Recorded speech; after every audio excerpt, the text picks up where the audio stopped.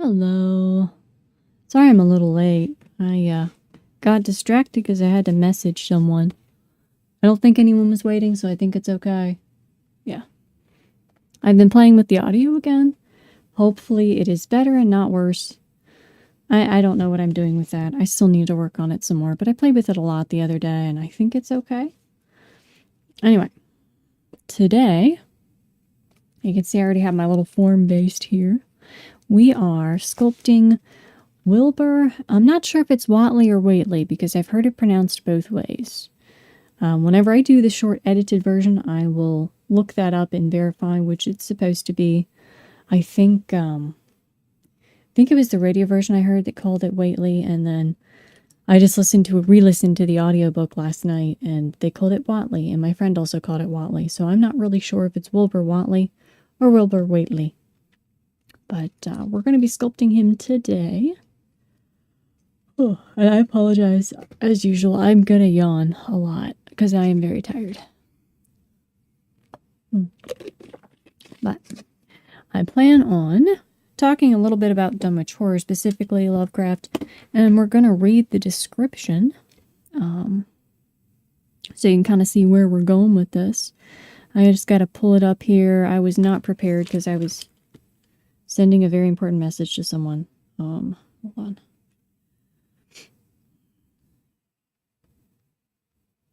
All right, let me pull up the description text here. So if you're not familiar with Lovecraft's Dunwich Horror, basically it is a story set, I believe, in New England, in a rural town, and it deals with suspicious dark arts and magic done by the Whately family. And they call into existence, well, there's a lady named Lavinia who's part of that family who has a child that looks very unusual. And it is implied that her father is the child's father, rather, Wilbur's father, is someone very unusual and very different. And as you find out through the story, not human. Because Wilbur Whately, or Wilbur Whately, however I'm going to say Whately, because that's what I'm used to. Wilbur Whately is a kind of half-human, half-eldritch being hybrid. And if you know the story, they eventually uncover that he was not the only child. And there is an iconic description. The fun part is that Wilbur's actually just the prologue to the Dunwich Horror section. He is not the horror spoken of in the title. He is merely the one involved in the story and kind of controlling the horror, actually. So he's kind of the prologue. But he, in trying to achieve his goals with the ancient god Yog-Sothoth, if I'm saying that correctly. I can never pronounce half of Lovecraft's like horror eldritch being names. And in the process of doing that, he needs access to the Necronomicon for some spells and incantations that he needs. And in doing so, he gets attacked by a guard dog and killed. Now, I did notice it was interesting. Some people were chatting about how it feels kind of underwhelming that he died from a guard dog. But dogs are pretty big and vicious. And there's an ongoing theme that Lovecraft develops with Wilbur being not on friendly terms with nature, especially dogs. And I think the implication is that he's some, abomination stuck between humanity and eldritch being. Now, if you do read Dunwich Horror, if you know much about Lovecraft, you will know he is a bit problematic with a lot of things. And Dunwich Horror kind of gets into maybe some of the classism. He has a very negative view of people in rural areas, which it's close to home since I'm from a state that everybody likes to make fun of. But you have a little bit of that in Dunwich Horror, unfortunately. It comes through on the description of some of the Whateleys and some of the other things. There's a part of that description I am probably not going to do. It's a very minor one. I won't get into it, but yeah, you have that more so in Dunwich Horror. I did recently read one that was less of an issue by him that's also set in a rural area called The Color from Outer Space. That one was actually pretty good. It was not as marked by some of his prejudices as some of his other stories. But yeah, so you do see in the initial text, the beginning of the Dunwich Horror text, when he is describing the town, he does so in very uncharitable terms. He definitely had negative views of like rural people. Basically, he didn't like anybody different than himself, which I find fascinating because what's so key in so much of Lovecraftian horror is the fear of the unknown, the different, the inexplicable, things that are different than yourself or different than nature or what you're used to. And I find it very ironic, but almost it makes sense that a lot of his prejudices seem to follow the same vein of thought. But I said in the comments, you know, in the description, I don't want to get too bogged down with the negative side of Lovecraft because I do want to kind of keep the channel on the more wholesome side. But I think it's important to anyone who's maybe not as familiar with Lovecraft, be aware that you have to read his work with discernment. You're going to run into a lot of stuff that isn't very charitable and is not very kind to anyone he didn't particularly like. In Dunwich Horror, it's mostly rural areas that he's being particularly mean to. There's a few other comments, but mostly it's, yeah, mostly rural type people that he was calling uneducated and other things. In some of his other works, you get more blatant, like racism, unfortunately. But yeah, that's not as much in Dunwich. Anyway, so that little caveat aside, the description of Wilbur is one of the more, I think, iconic, because most of the time, Lovecraft villains kind of don't have a face or a personality. They're massive eldritch beings, half of which are invisible, I feel like. Or they're mass groups of people that are given no specific identity. They're just those people over there, which does tie back into his viewpoints again. So Wilbur's kind of one of the few, at least from the books I've read so far, that actually has a description and like a family, and he has a journal that you read through that the character reads through at one point that gives him a little bit of a personality. Now, I do think that we have the classic, you know, evil guys do just evil because evil without much reasoning or motive in a lot of Lovecraft. And that kind of dawned on me the other day that most of his villains don't actually have a clear motive, which it's part of the horror. Because I think they were talking about, you know, Wilbur's attempt to summon the eldritch elder gods and the fact that it was for purposes unknown. And so the unknown is a huge part, I think, of the cosmic or the things that you can't understand. So some of that kind of ties into that, and it does fit the theme. But I'm going to pull up the description. So when Wilbur gets attacked by the dogs, they rip off some of the clothing that he normally hid most of his body with. And other important thing to note, he grew extremely fast. So, sorry. He grew extremely fast. So I looked it up, and I believe he was actually only 14 when he died, and he was 9 foot tall. So one of the things that they mentioned as unusual is that he reached maturity and physical appearance extremely early. I think it starts with him being like the size of a 4-year-old at a few months, and then it just grows from there, and he keeps growing. You eventually find out that he has a twin that looks more like the father, which is, you know, the evil eldritch being, and less like the Whateleys. And that one also grows massively giant, way bigger than him, and is way less humanoid. But when they find the body of Wilbur, there is a long description given. So this is what I am attempting to sculpt today. Now let me pull up. Let me pull up the text here. I think somebody had a comment version of it. Here we go. So they come in and they find the dying body of Wilbur on the floor. He's kind of disintegrating, like he doesn't quite belong in this world. And his body can't hang on to it. And this is the description. I'll just read it verbatim. Let me prop my phone up somewhere here. I think that's safe. You can't see. Okay, cool. You cannot see that. It was partly human, beyond a doubt, with very man-like hands and head, and the goatish, chinless face had the stamp of the Whateleys upon it. That's the comment with the inbred thing that I noticed. He mentions it somewhere else as well, which I am going to go for the goatish face, but I'm not going to intentionally try to make him horrifying or ugly. We'll see. But that aside, we will continue. But the torso and lower parts of the body were teratologically fabulous, so that only generous clothing could ever have enabled him to walk the earth unchallenged and uneradicated. Above the waist was semi-anthropomorphic, though its chest, where the dog's rending paws still rested watchfully, had the leathery, reticulated hide of a crocodile or an alligator. The back was piebald with yellow and black, and dimly suggested the squamous covering of certain snakes. Below the waist, though, it was the worst, for here all human resemblance left off, and sheer fantasy began. The skin was thickly covered with coarse black fur. From the abdomen, a score of long greenish-gray tentacles, with red, sucking mouths, protruded limply. Their arrangement was odd, and seemed to follow the symmetries of some cosmic geometry unknown to Earth or the solar system.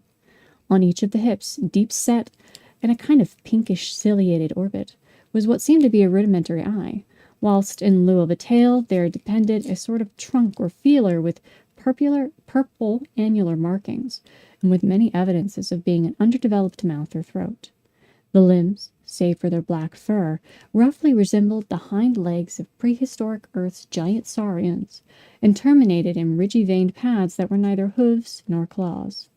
When the thing breathed, its tails and tentacles rhythmically changed color, as if from some circulatory cause normal to the non-human greenish tinge, whilst in the tail it was manifest as a yellowish appearance, which alternated with sickly grayish-white in the spaces between the purple rings. Of genuine blood there was none, only the fetid green yellow ichor which trickled along the painted floor, beyond the radius of the stickiness, and left a curious discoloration behind it. So that's what I'm sculpting. I will admit I may not do the full score of little tummy tentacles because I don't think they're gonna fit, but I will try. But I will say something I thought was interesting in this description is the mention here of like rudimentary parts. So the eye is not fully formed. The tail is considered a underdeveloped mouth. And I was noticing there's a little trend there that Wilbur is kind of a not fully developed form of whatever he is. As if he's not fully either eldritch being or fully human. He's kind of a, what's the word I'm looking for? Underdeveloped version of both. And I found that fascinating because that seems to be a bit of a common thread with some of the story elements. Other than he developed way faster than humans and was way more intelligent than he should have been at his age. Because at this point he's 9 foot tall and he's only, what, 14 or 15? But I did notice the little trend with the underdeveloped comments. Now the twin sibling that they only see momentarily is a massive like writhing things with half a face. It's never fully described, but it has the only, I think, similarity it has to humanity is it has half of like the Whately type face on it.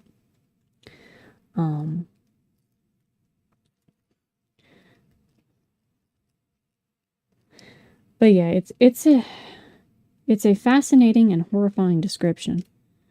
So I was like, okay, this will be fun if people want me to do it. And I was kind of, I'll admit, I was actually dreading it. I think some of the others that I had on that list would have been a little easier than this one. But I asked what people wanted and they told me. Now I will say, I think TikTok mostly wanted Dead Hand. So I will be sculpting Dead Hand.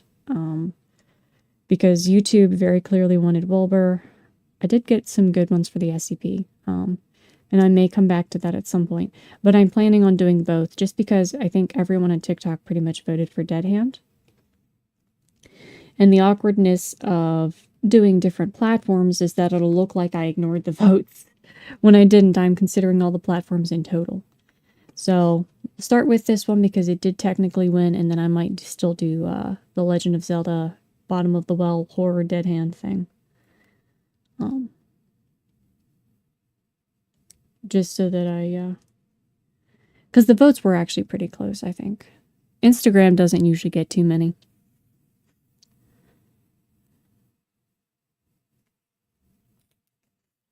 Now, something I do love to see is I love to see how other creators will take some of the base work that Lovecraft has made and make it interesting or better. So one of the themes I found fascinating, so one of his more problematic books is The Shadow over Innsmouth. Of the ones I've read, that's probably the one that I'd say read with the most discernment. And the theme in that one with the fish monsters, there's a video game, and I can't remember what it's called, but they took a really fun kind of version of that, and they implied that the madness that the fish-type people monsters were causing was not intentionally malicious, but was like a protective mechanism to protect their people and like society and living. And I think their society also had issues and stuff. But it was a fascinating concept that, you know, to the human mind, it'd be like, oh, these, you know, horrifying, terrible things. And then from their perspective, we're the horror. And I kind of liked it because they sort of turned it on its head. The notion that it's intentionally malicious with no real goal in mind, to that it's not malicious at all. And it's just like it's like a nature's defense mechanism that they just cause madness to anyone who gets too close to them. And that was kind of fascinating. And in that particular game, I believe the main character you were playing was ill and her husband was going to seek a cure, and then he found out that it was because she wasn't fully human. She was actually from this other realm. And I think the game gave you the decision to either stay with the husband or to go to the realm where you were kind of made for, the fishy siren realm. And they made it really beautiful and interesting. They made both of the stories kind of a legitimate ending. And it was really creative because they took that same kind of cosmic madness horror and turned it into something both wholesome and fascinating. So I love seeing when people kind of do that. It's an interesting take on a lot of stuff.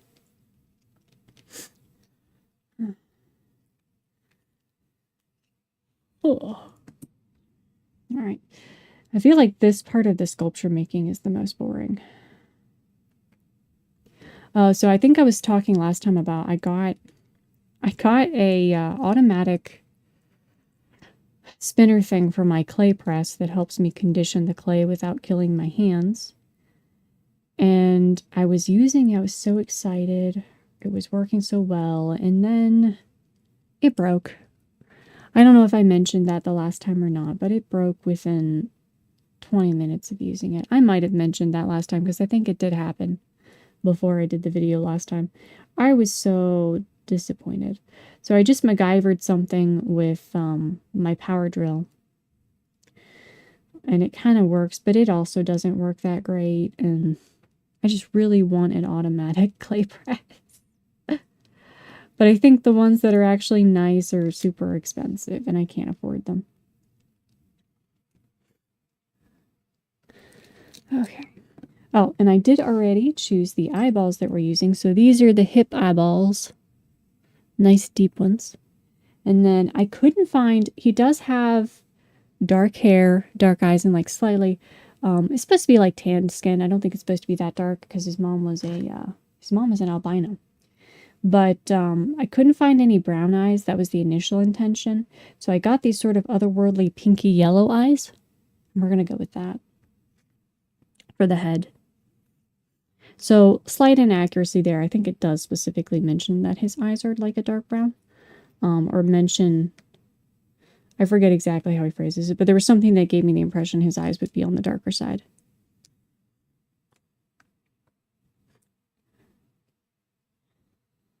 Okay.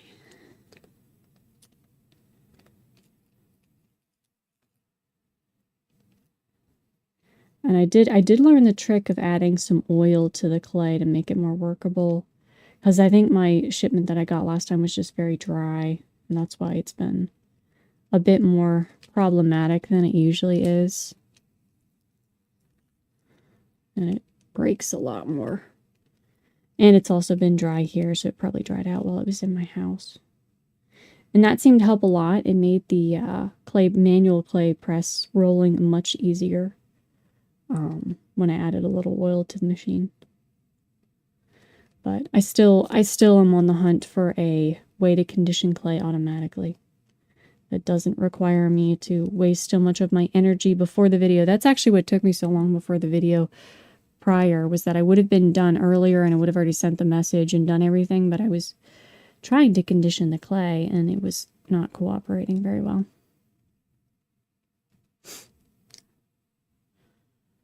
Now, I did have to look up some of the terms that he used, the main one being the saurians. And it looks like elephant's feet to me, and I believe that is what they mention of the other being, the actual horror, his twin brother. That he has like giant elephant-style prints. So I'm basing it off elephants. Whatever that's called. I think they're called pachyderms or something. I'm basing the foot design off that. I think that's fairly accurate. From what I looked from the prehistoric saurian reference, that's what I understood it to mean. And I think I saw some other artist renditions, and that is also what they did.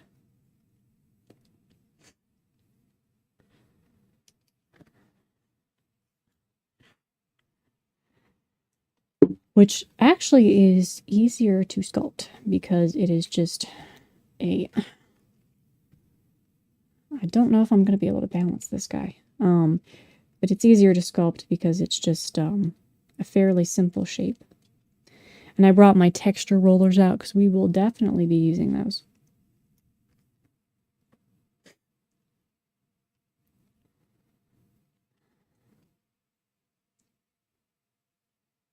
I do kind of wonder how he managed to disguise his feet. Because if his feet were like, basically like chunk elephant feet, how is he wearing shoes? Because I get all of you could use really thick bundled clothes and pants and stuff to hide all of this, and like a thick bundled shirt and jacket to hide all the tentacles. That makes sense. But like, how the heck did you wear shoes, man? I don't understand.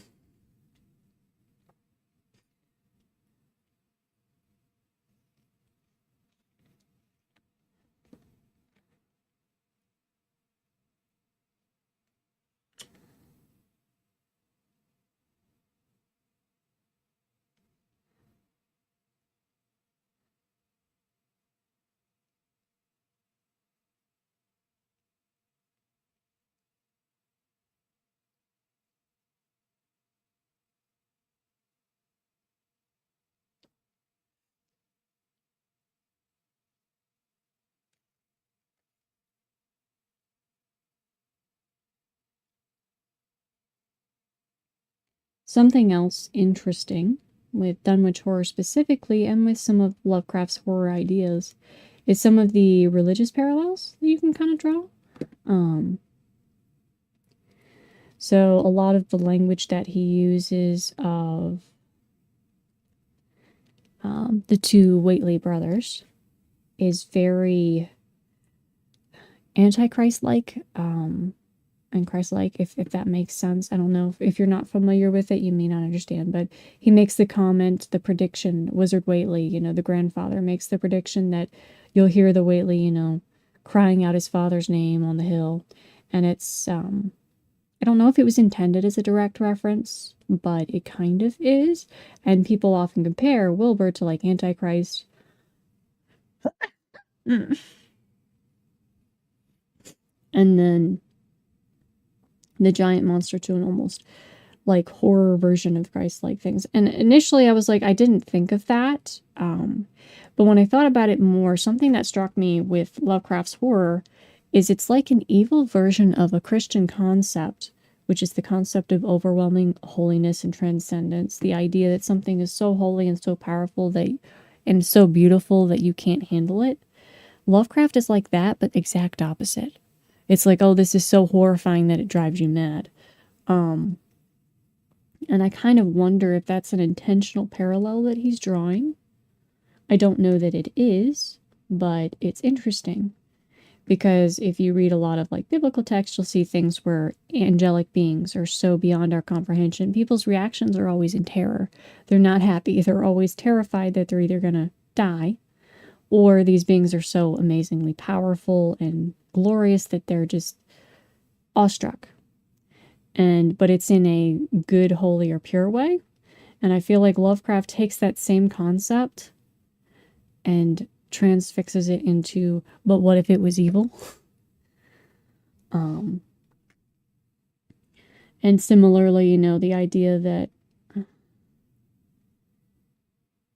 actually a lot of religions have the idea, of the future being unintelligible, or the will of the gods being something that we just have to trust or don't understand. He's got that same concept, but instead of from a trusting viewpoint, it's like from just abject terror. And I thought that was an interesting thing. So when someone brought up some of the religious parallels with the two Whately brothers, I was like, I don't know if Lovecraft intended that. I actually haven't read much about his life, personal life. I've read a little bit.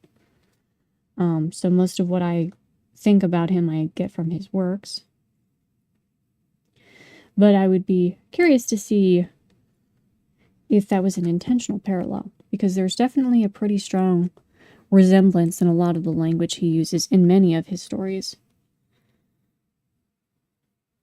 And as, someone who's a religious nerd, I always fascinated by the parallels.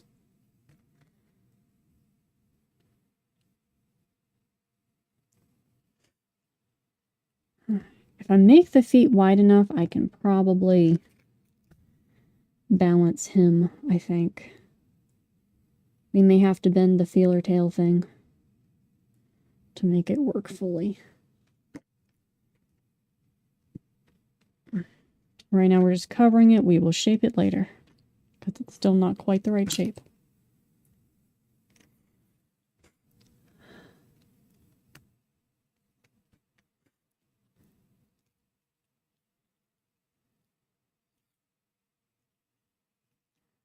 The other thing I was thinking about was the fact that, because so many of Lovecraft's villains really don't have defined motives, some of the horror is in the inexplicableness or the incomprehensibility of their motives. But I feel like, I don't know, when I read it, I felt like Wilbur had such a potential to be a conflicted, interesting villain. And he's not really. He's kind of very straightforward. He's, terrifying and all that. The description is horrifying. But his motives and stuff, I think there is a motive where he talks about going to see something when the world has been basically purged of all humanity. And he's brought destruction on everything. But it's almost like a given. Like, there's no struggle. It's just a given. That's what he's going to do. Because that's what he's going to do. And there's, like, no question. And I was always like, I think it would be so fascinating to have a character like Wilbur, who's this weird, not fully formed mix of either eldritch or human, who doesn't really fit into either realm very well. Who's kind of been mistreated by everybody else and gets called pretty horrible names by everyone. It would be fascinating to make him a conflicted character. Like, if there was a struggle between the human and the monster, like, I think he would be such a fascinating character, and it's kind of a shame that he doesn't get more of a treatment in the book than he does. But he's mostly, I think, just described as cold, unfeeling, and distant, and just strange. But I think it would be fascinating if someone took that concept and made him an actual, like, complex villain type character. Because he has a lot of potential with the setup that he has for the character. But that's true of most of Lovecraft's villains, is that either they're incomprehensible, invisible monsters, they're faceless crowds of people that he doesn't particularly like, or they're just the evil guy is evil because he's evil. Without much explanation past that. Yeah, and I'm not terribly fond of tropes that try to justify villainy. I don't like that. But I do like what I would call understandable evil. Evil that has a motive or that makes sense to a degree. Because I think that tends to be better writing. And I think it actually makes evil more horrifying because it's closer to home.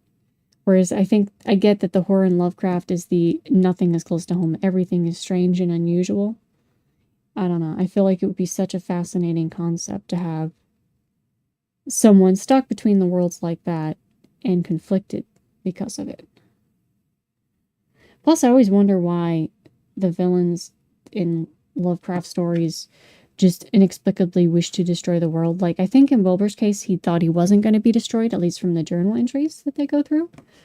But, like, Wizard Whately and all that, they were going to be destroyed. I think the assumption was always that they're going to get some sort of favoritism or something, but they said they were going to destroy all humanity. He ends up destroying, Wilbur ends up, I think, it's implied that he kills his own mother.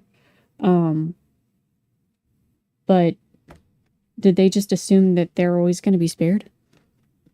Is that what the assumption is? I get the madness thing, but I'm always like, some of the things, like, how would this develop so much? You know, you'd have to have a reason to seek out the annihilation of the world and yourself. Typically, you would be a little more selfish than that. Or you'd have to, I mean, there are exceptions, but I feel like sometimes I always wish the villains had more of a clear motive. The human villains, that is. I like the eldritch beings being inexplicable, because that's part of the horror. But I wish sometimes that the human villains would be either crazier or more fascinating. Now, I still have some other books of his that I have not read, or short stories that I have not read yet. I will eventually get to those. But I do have a limit for horror stuff. Occasionally I need to go and read wholesome stuff afterward. It's usually like read Call of Cthulhu and then go read a Winnie the Pooh book because it makes me happy. Okay, I think I can get away with this. I think we can balance him. Alright, so that's the basic shape. Let's get his tail going here. His feeler trunk tail thing.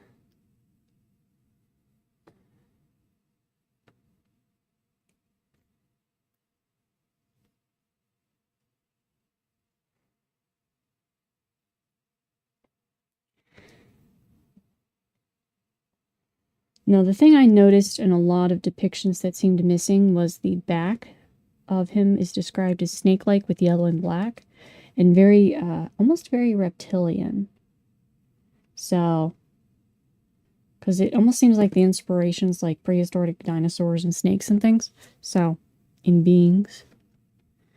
So, hopefully I can do that part correctly. That is the one thing I noticed in a lot of the artistic depictions that seemed a little lacking, was that the back was supposed to be like yellow-black and almost snakeskin-like.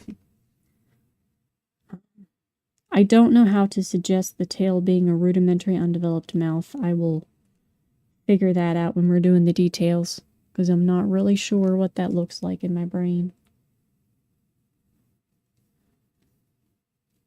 I did do a bunch of sketches for myself. I should probably pull those over here, because I have a checklist. I have a checklist of all the description. I went through it the other night again to make sure I had it.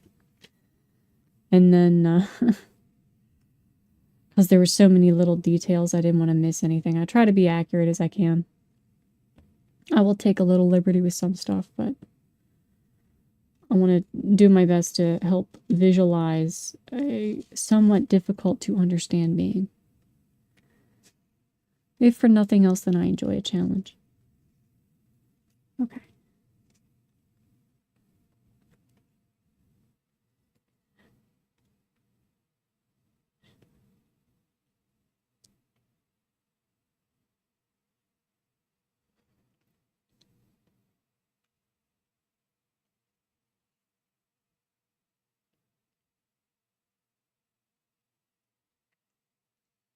Yeah, and we'll see how I'm feeling, but I might actually paint this one tomorrow instead of waiting until next week, so that I can do Dead Hand next week and kind of get both of the horror sculptures that almost won the polls kind of out of the way.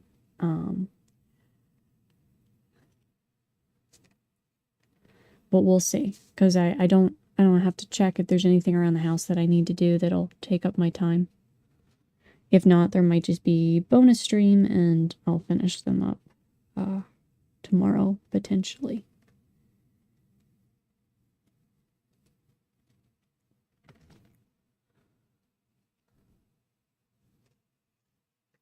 I guess I could make like a little opening on the end of this tail that looks kind of like a mouth, but don't fully open it, maybe?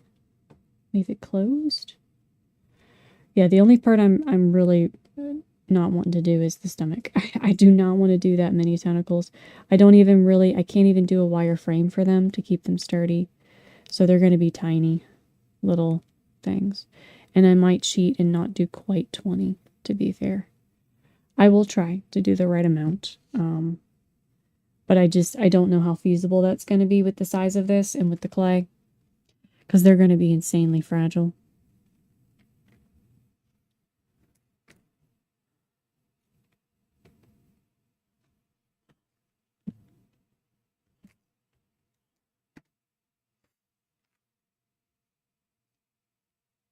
Okay.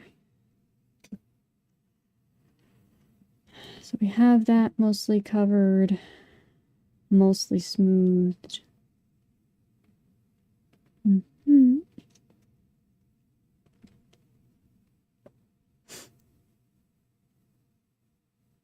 There we go. Bend it up a little bit more. Okay. Also, oh, I could do that too, because that'll balance him a little better. Make his legs a little more separate like that. Okay. The problem is my table's also a little bent. If he's too bad, we can always give him a base. I don't usually do that with figurines. I like them to stand on their own. But he might have to have a base, and that's okay. So his arms are very human, so they should be pretty normal. Arms and hands were normal.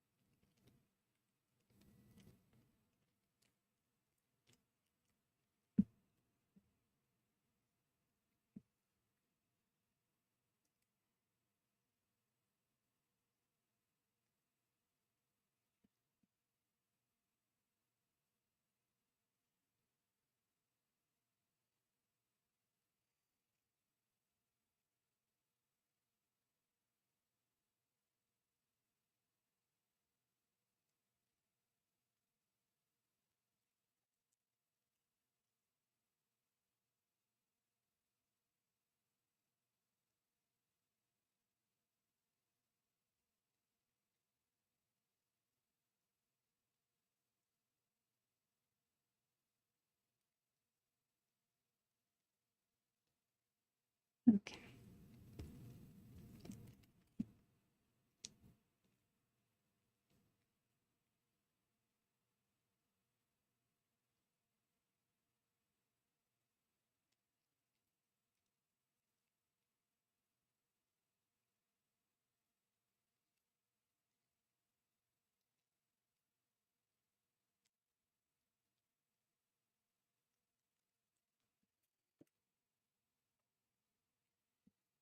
Okay.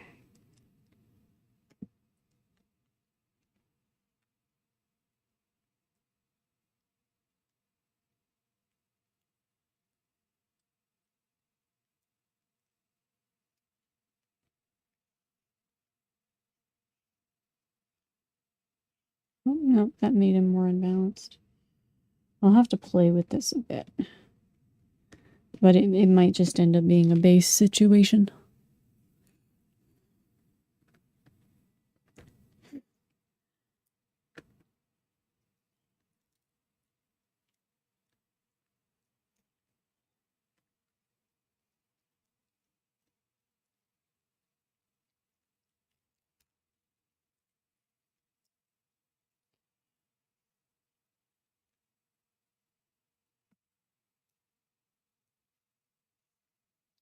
Well, I almost wonder if I should do the goat leg thing. Like that. Yeah, I should do that because he's always mentioned as being goat-like. So if I give him the goat leg bend, what is it, retrograde legs? Yeah, let's do that. I like that.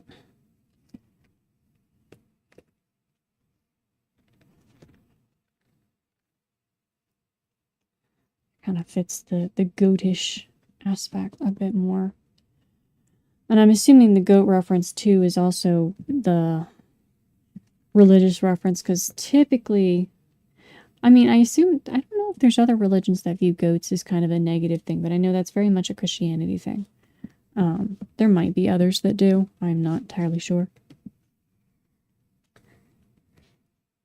but it would fit into what seems like a theme with some of his illusions. Okay.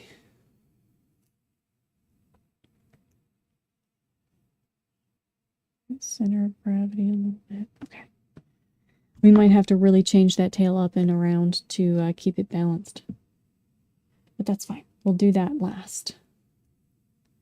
And then the arms can also bend, so we can use them to counterbalance the tail a bit. I did seriously consider I might stick a whippoorwill in his hand. Because one of the things they mention is like the folklore of the Dunwich town was that whippoorwills wait around to steal people's souls. And which is always fun because we had a lot of whippoorwills when I lived. They actually are really beautiful. So I have a hard time seeing or hearing them is terrifying. But it is a little chilling, I guess, if you think of it that way. But if I feel up to it after I finish sculpting the nightmarish sculpture, I may put a whippoorwill in his hand.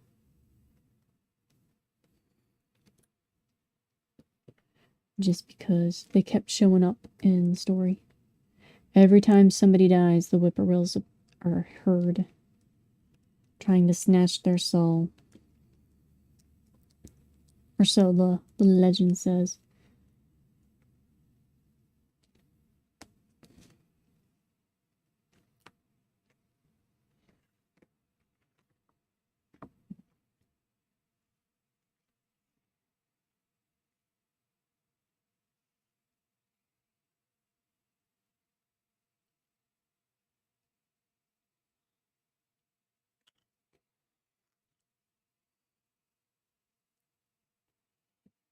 Okay.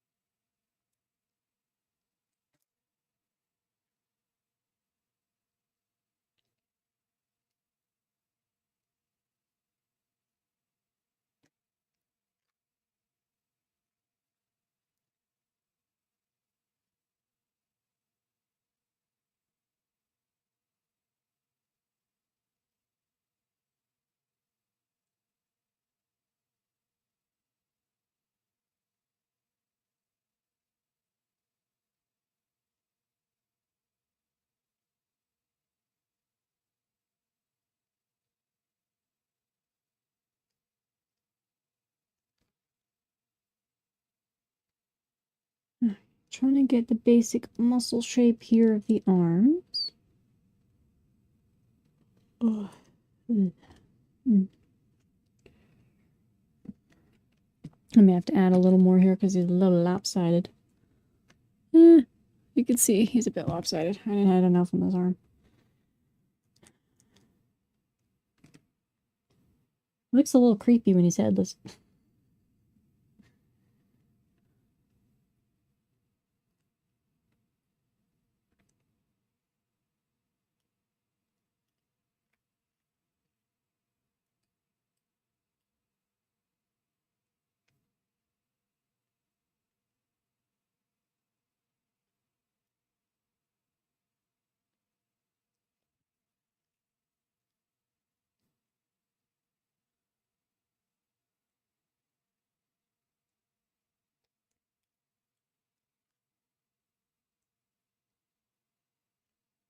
Okay.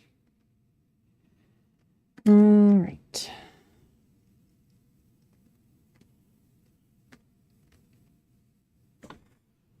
All right, so first things first, I think I want to go ahead and do the eyeballs and the hips and get those placed where they need to go. Okay.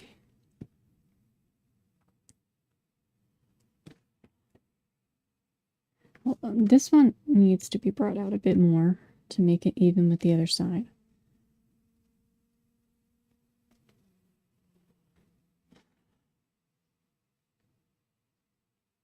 And then we'll poke the eyeball spot.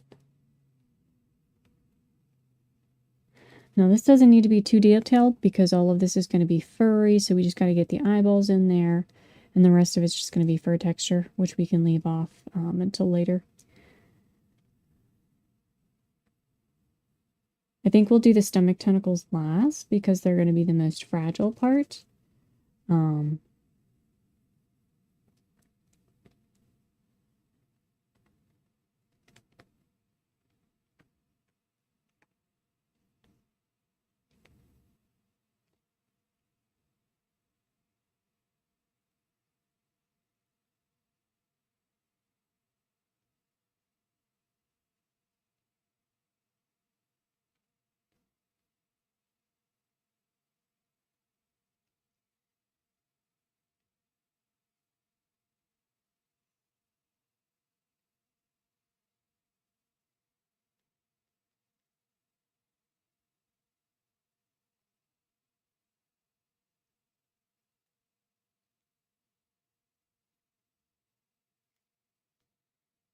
Okay.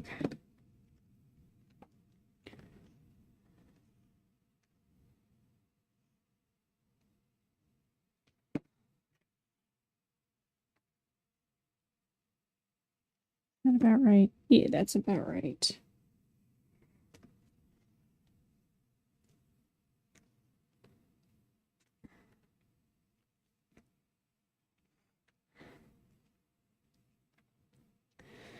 Alright, so now we got to do some lids for the eyes here on his hips.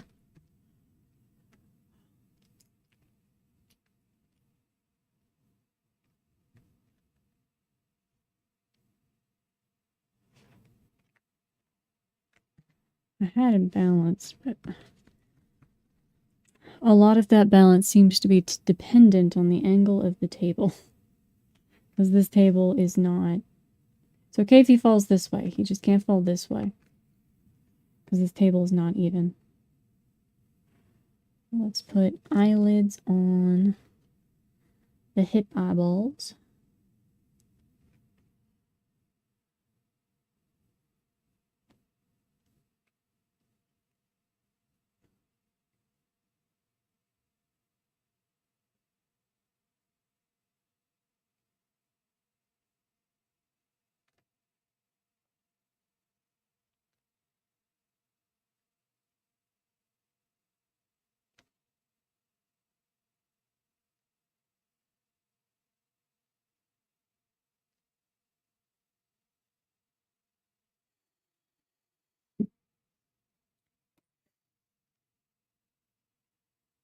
Okay.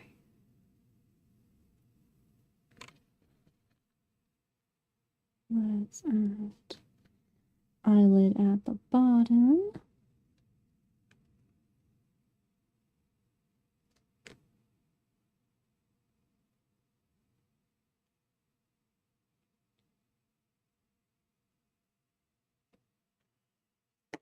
Eyelid over here.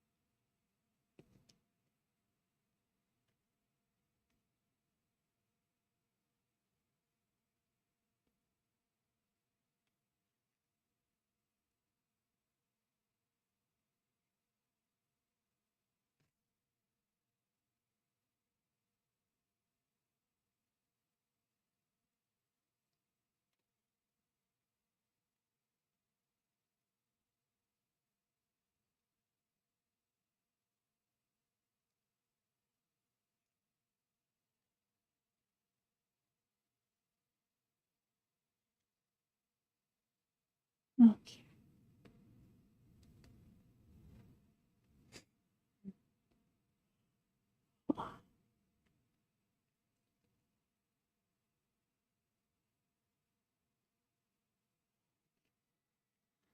No, I think I do want to see if I can get the shape of the chest fairly accurate.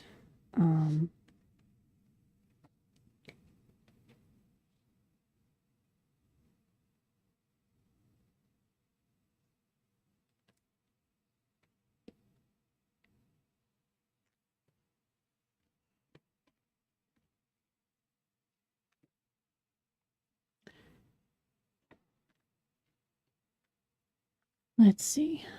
So if I'm doing the chest, we need the upper part of the chest.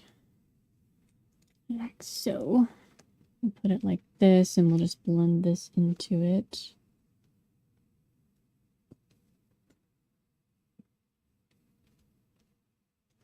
Here we go.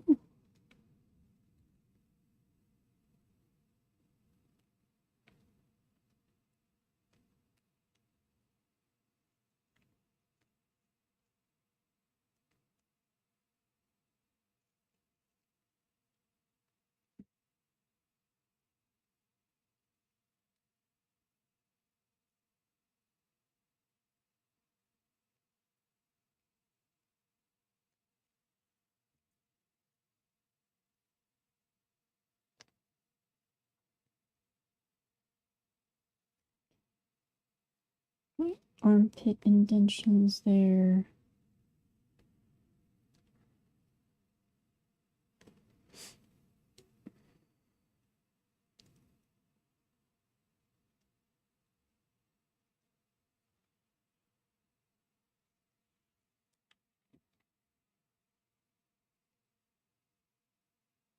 Okay.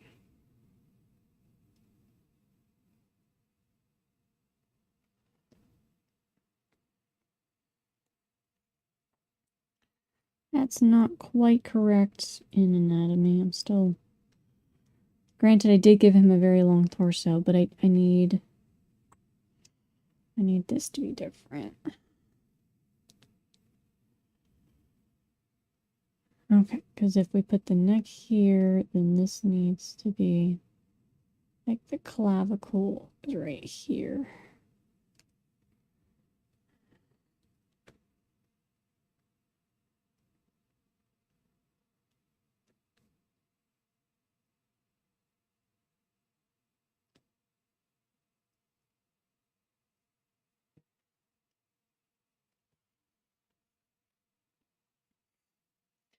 All right.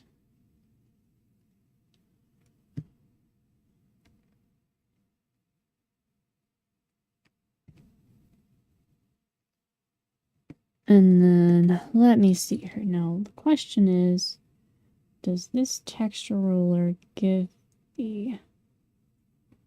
It does give the texture I want. So I think what I'm going to try to do is do sort of rudimentary, like normal pecs and stomach muscles to a degree. Sort of. And then I'll use this texture roller. I don't know if you can see the texture that we just put on there. We'll use that for this front piece, at least. Okay.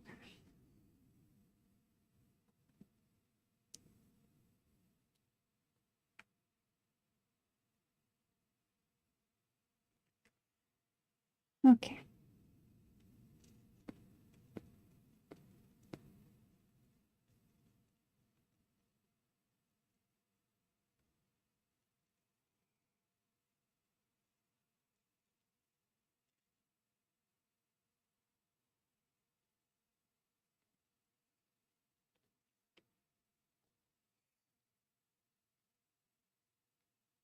And they also mentioned, so after the description that I read, they like are calling the police and everything because he tried to, this all happened because he tried to rob the place of the Necronomicon copy that he needed.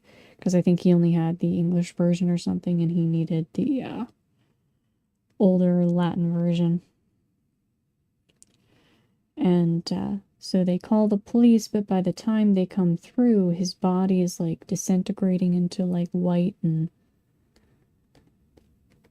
I think it was like white and tar and stuff. And there is a comment that he had no bone structure. As his body disintegrated, that they couldn't find any distinguishable structure, so that his body was more or less a weird imitation, sort of just held together. It was almost, I guess, like an imitation of humanity, if you think of that, but it had like no actual structure. So I guess I shouldn't give him the clavicle. That would... But it said up here that he was like at the top very human-like, so maybe we'll leave it for now.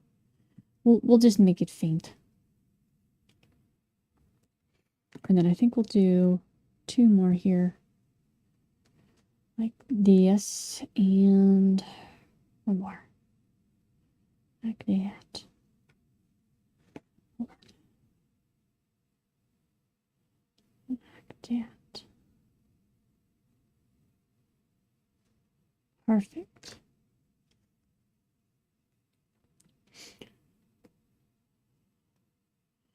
And then we can get that leathery crocodile look.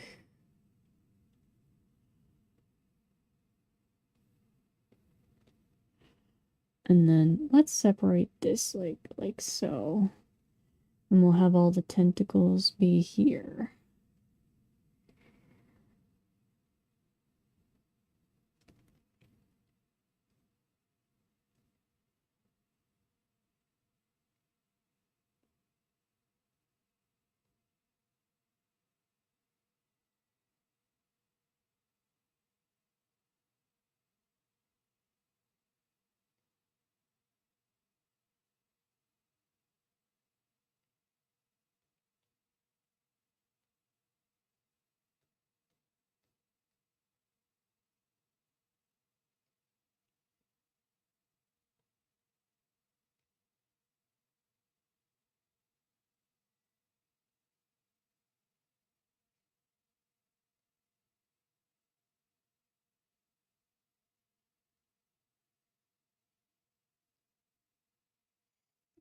And then I think I want to kind of sink this part of his stomach in a little bit.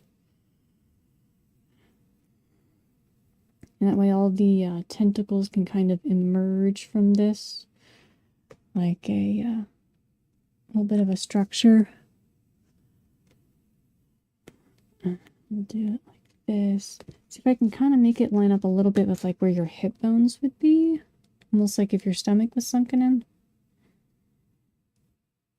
Put this here.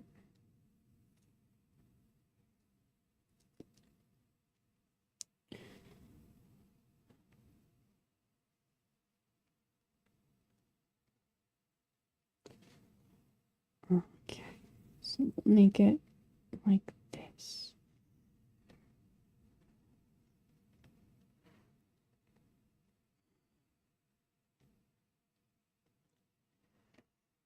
Do that.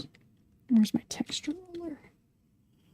We may have to redo the texture rolling a bit, because it tends to come off, but that's okay. Okay.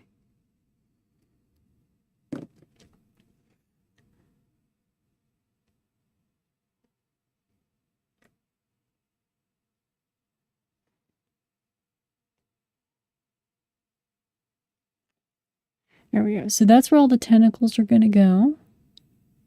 I don't know if you can see the texture that we have applied to the chest. If I do this, you can kind of see it a little better.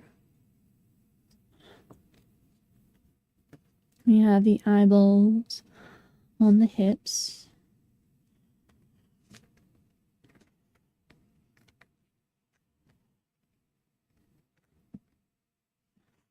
Okay.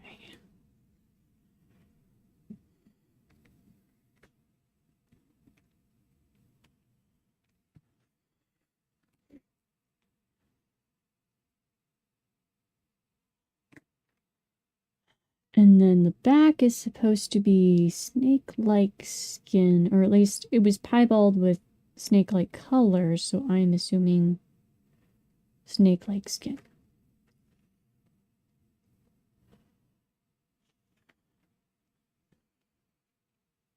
And all of this is supposed to be furry.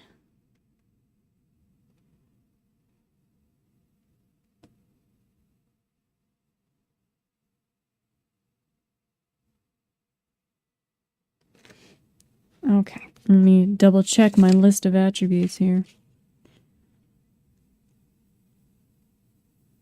Okay. Now I could use texture roller like this. Hold on, let me pop it on a thingy here. So I could do just this and texture roll the heck out of this thing, but I kind of want to give him a little bit of a spine as well. So, and shoulder blades, kind of. Maybe not on the shoulder blades, we'll see.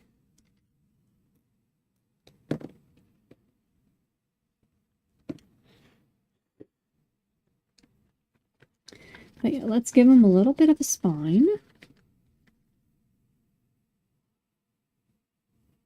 At least up here. And then we will not do that below here because I want the fur to start coming at this point. We'll have the fur start up here and work its way down.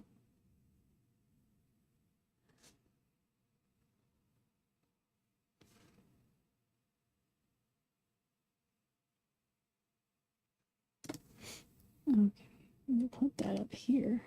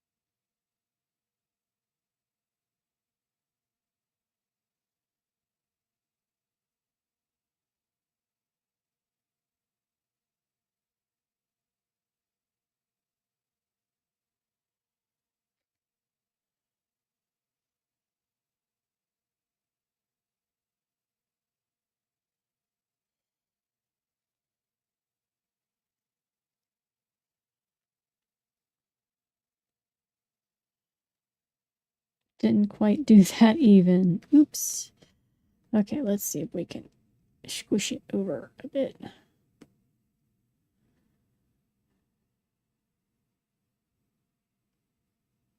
There, that's a little better.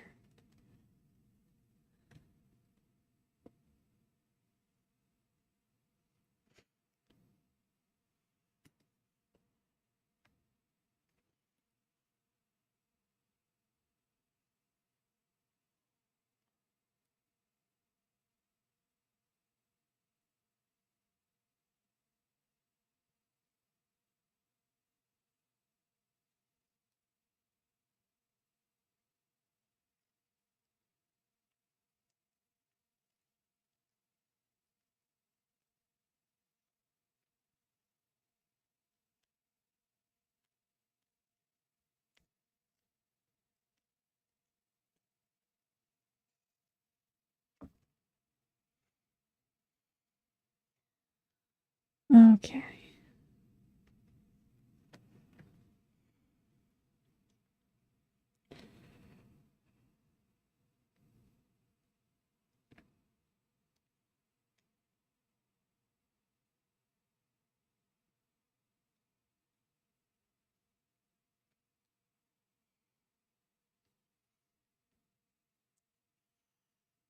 Okay. Got some more details here. All right. Now, what should I do next? The snake skin, I guess, for the upper body would make sense.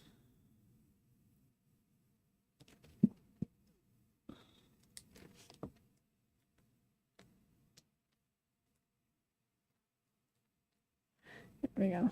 Trying to get that spine more central since I did it a little bit off center. So get that more central. There we go. And it's okay if it doesn't quite look normal. He isn't normal, so it doesn't have to look quite right.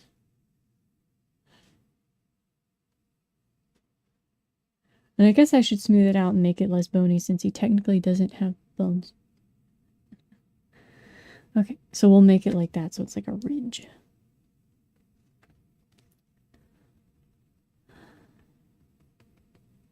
And then this is where the fur is gonna start. Right up here.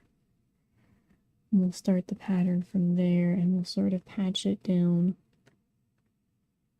to the eyeballs.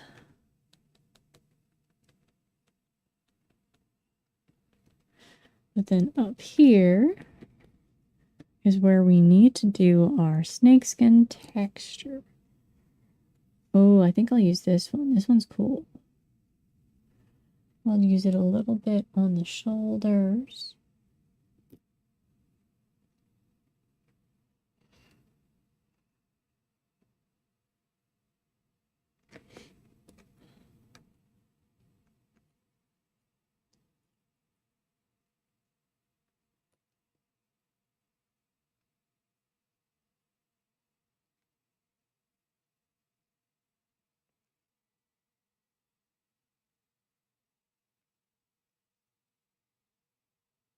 Put it down the tops of the shoulders a bit. There we go. Now the piebald effect will be from the coloring, from the paint. You can see the texture a little bit there.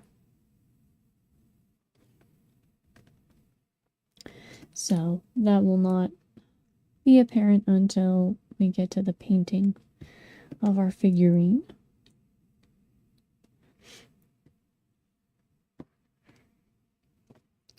All right. So I think we could go ahead. We can go ahead and do some texture here on the base of the feet. And we'll do the toe shape. Actually, let's do the toe shape first. Like this. Oops. We'll make it look better here in a second.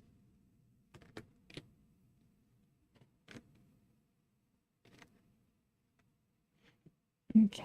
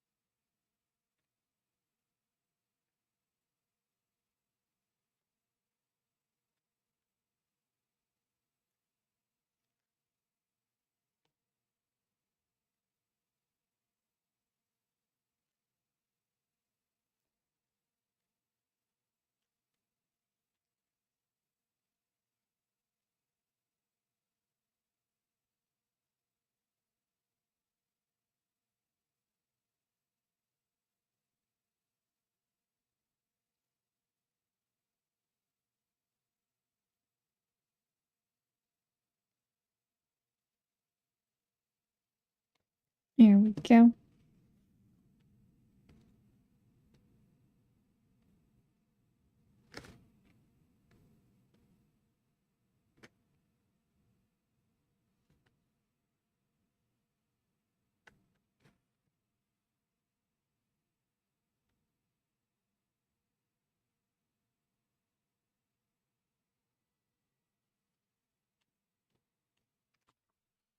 Okay.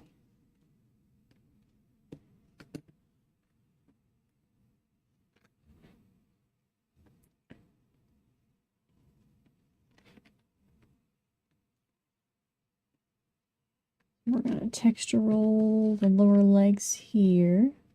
Like I said, these types of feet are actually super easy to make. I'm kind of relieved because the rest of this isn't. Hold on. No, this one broke. Okay, so I do just have to hold it.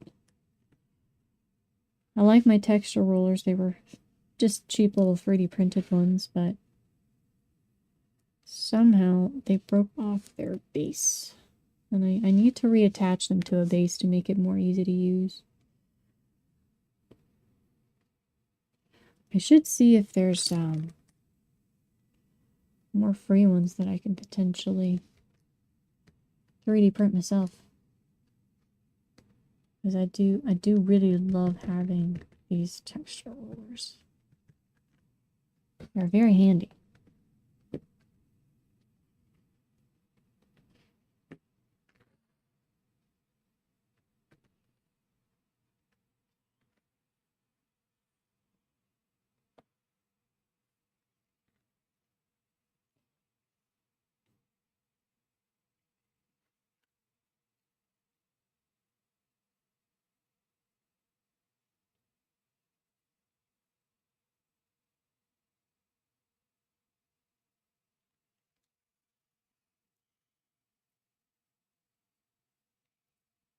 We're gonna score the nails a bit, give them some rough texture here.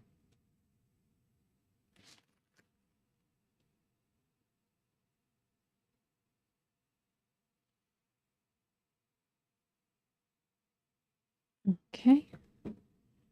All right, so now we should probably do the hands.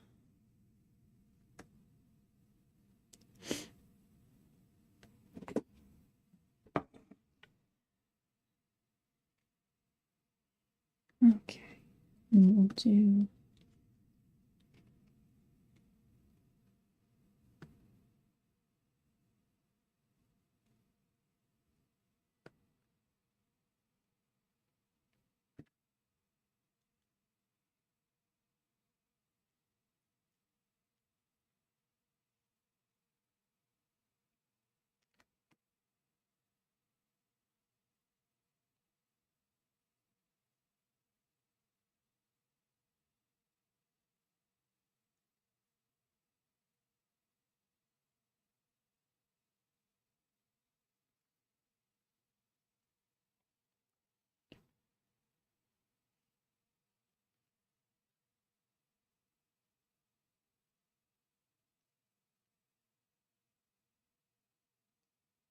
okay.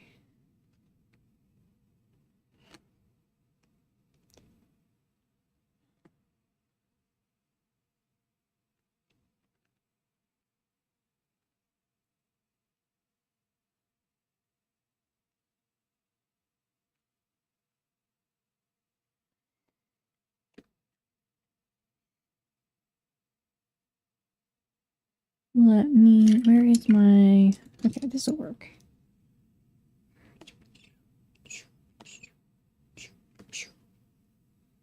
Mm-hmm.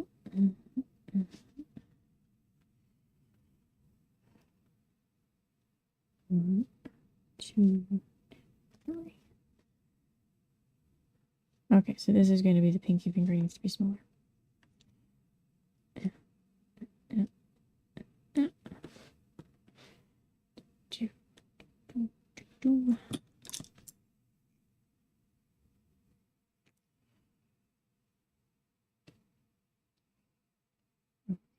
Let's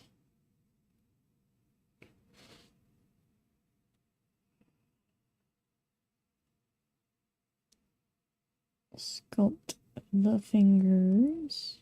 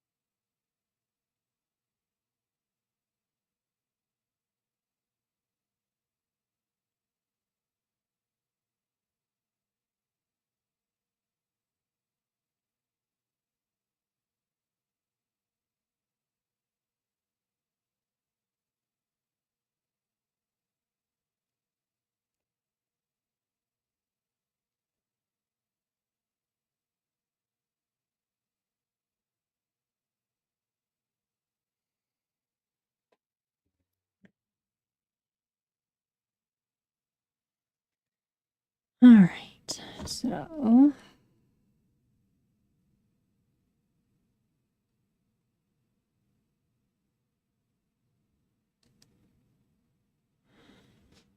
that's kind of a hand.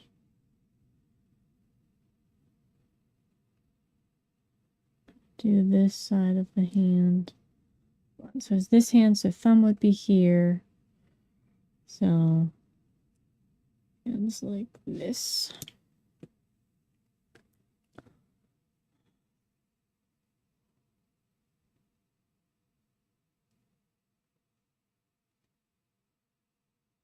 Okay. Adding thumb.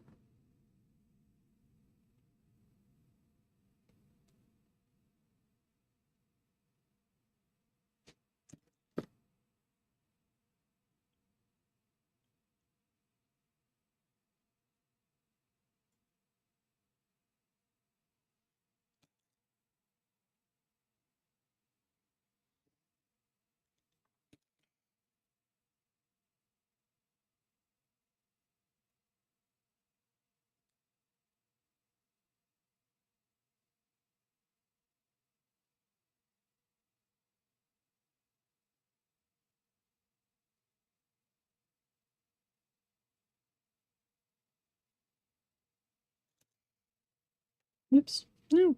Come back here. Okay.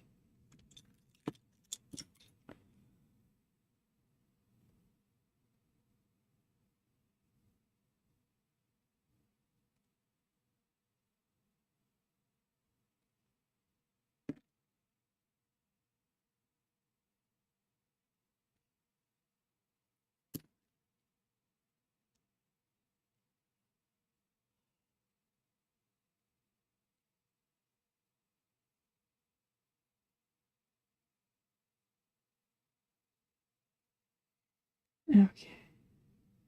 And I need a nice tiny little, there we go. Tiny little thing here.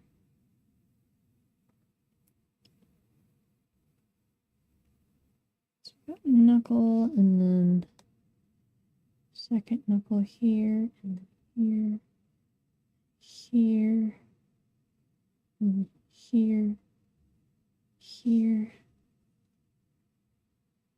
and here.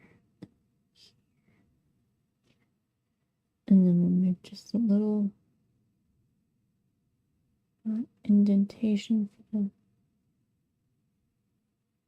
the nails.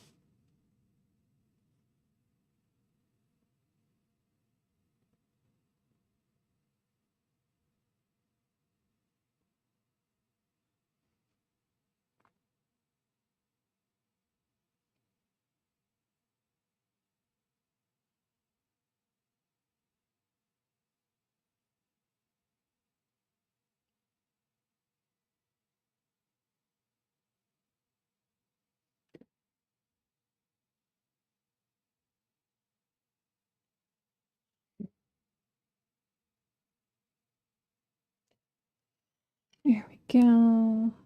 Attach this to the arm.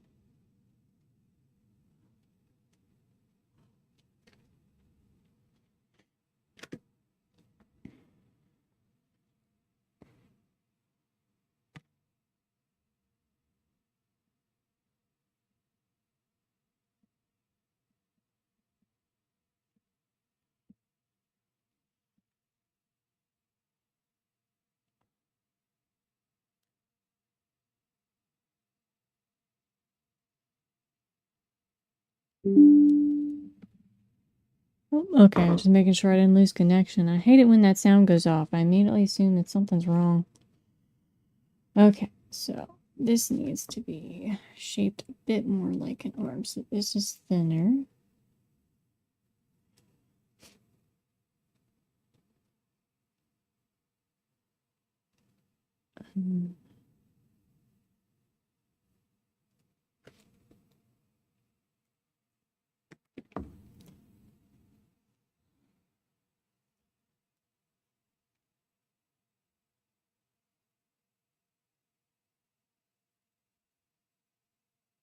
There's a seam that I missed.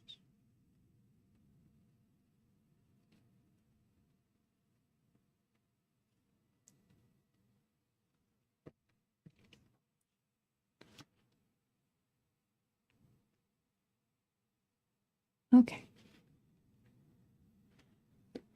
And then we're going to make the second hand.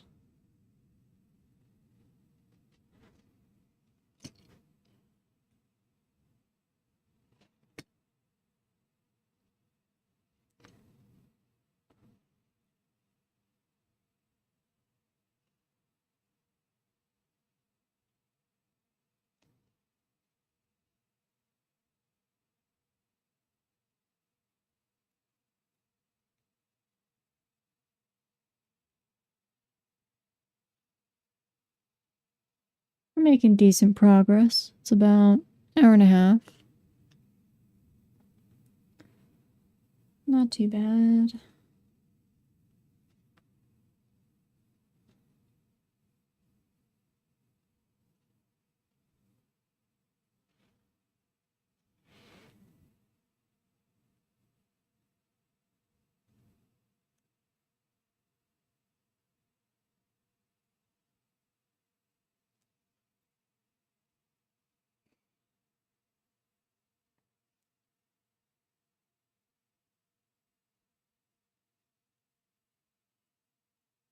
You know, I wish I had a little dollhouse mini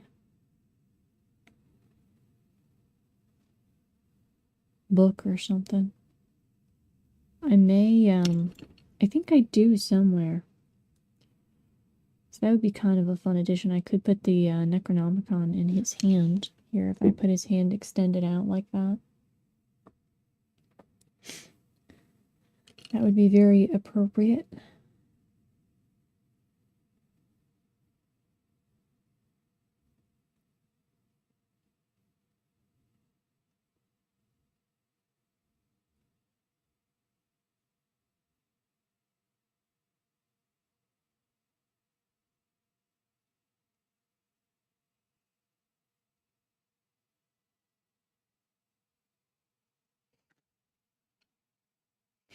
Alright, now we gotta add the thumb here.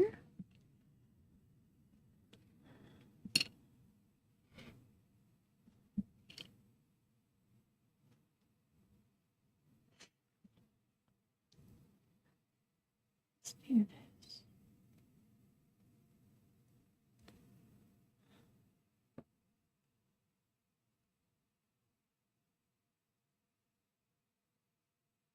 Hold on. Let me see. Has someone done art of the Necronomicon?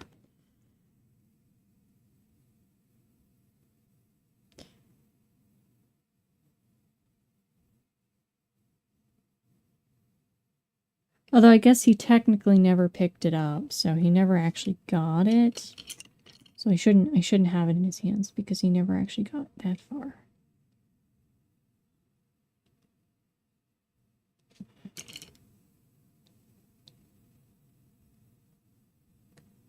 So I think we might stick with the whippoorwill idea. Might craft a little whippoorwill and put it in his hand.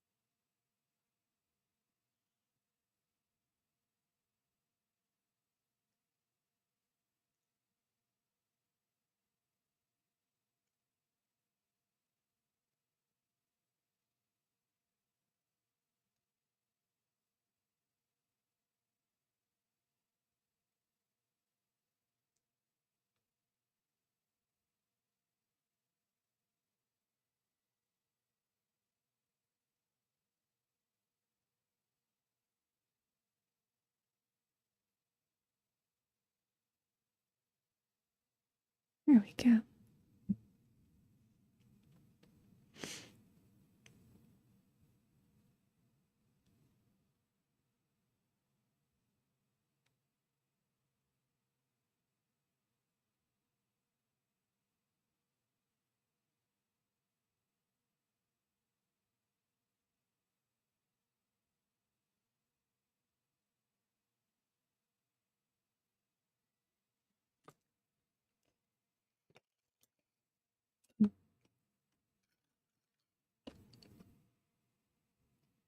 Oops. Where did my... Oh, right here. I was saying, I know I had it somewhere.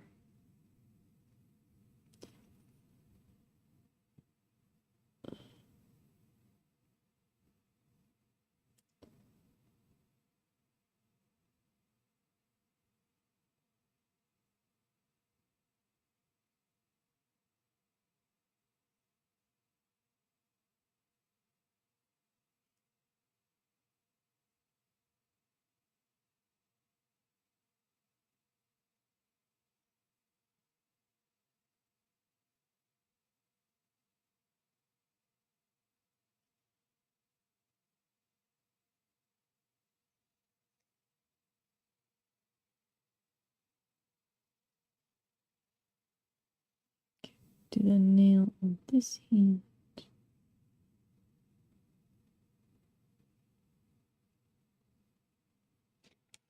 Yeah, I do the nails.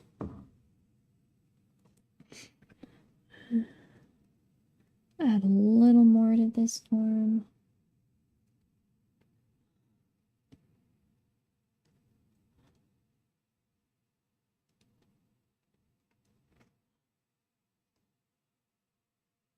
Okay.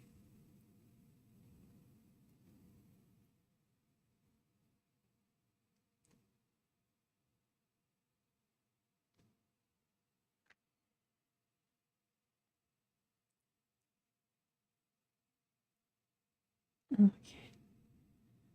Attach this to his arm.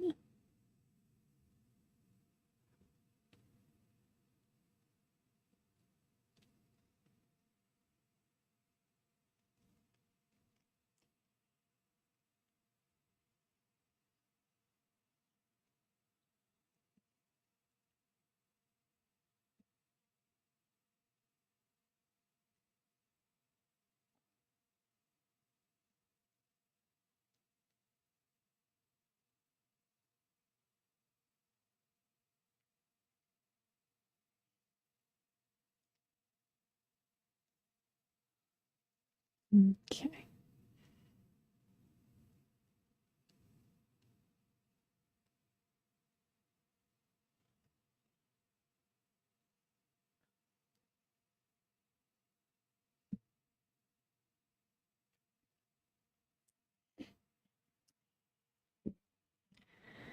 Okay, let me see if I can sculpt a whippoorwill real quick.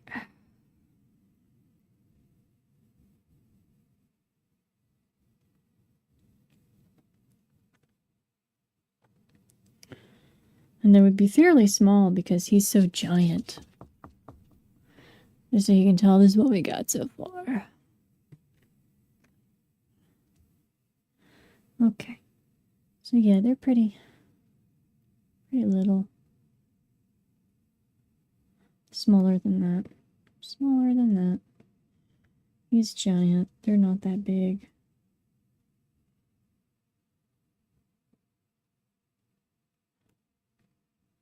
Little head.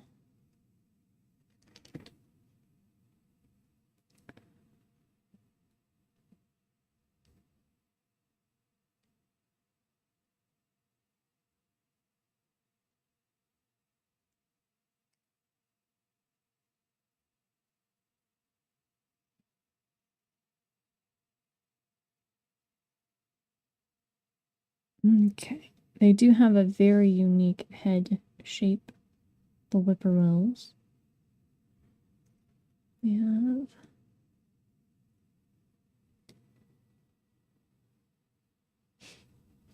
a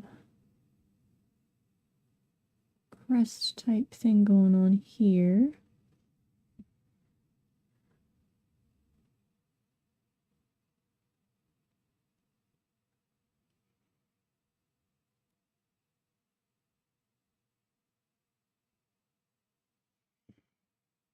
And then we'll arc the wings off.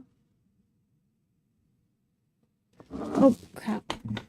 Why in the world of all the places you would be? Would you be right there? Get off and go somewhere else. Okay. Stink bugs are a menace here. on the East Coast. We have so many. They're just everywhere. And I even like poison sprayed the house for bugs and they're still here.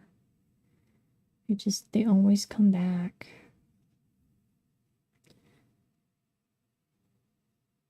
Okay. So I will do this. Do this.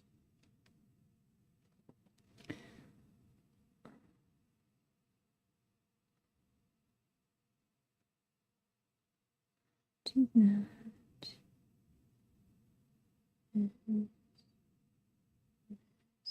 And we'll give them the little eyes. Whippoorwills have jet black eyes. They're kind of cool looking, actually. Never really paid attention. I know the distinct cry because I lived in a place that had a lot of them. Or at least used to. They either moved or died off or something. So after a while, I didn't hear anymore.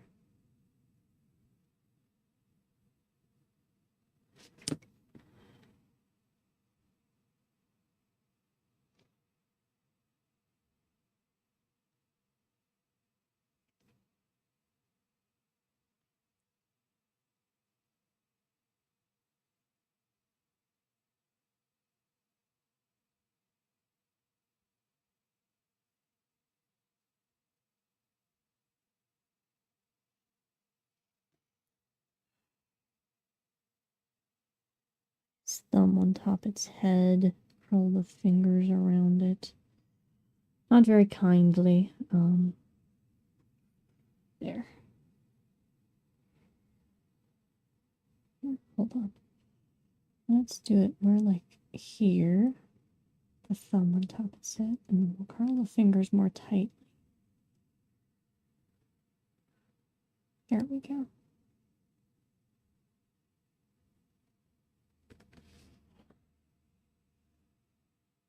Not quite like he's crushing it, but in that vein of thought. Like he's thinking about it.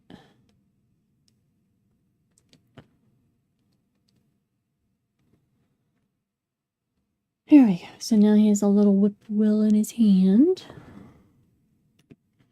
Okay. So I think next I'm going to do... I'm gonna do the head. So...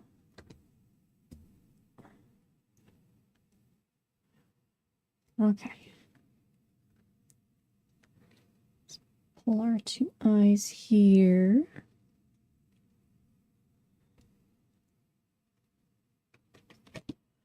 Biggest thing about the face is it's supposed to be somewhat elongated. And as I said, we are going to do the little stomach tentacles last because there's so many of them.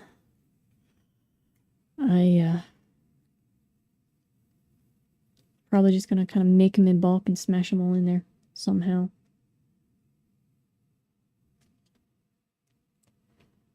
Okay, let me roll this up into a ball.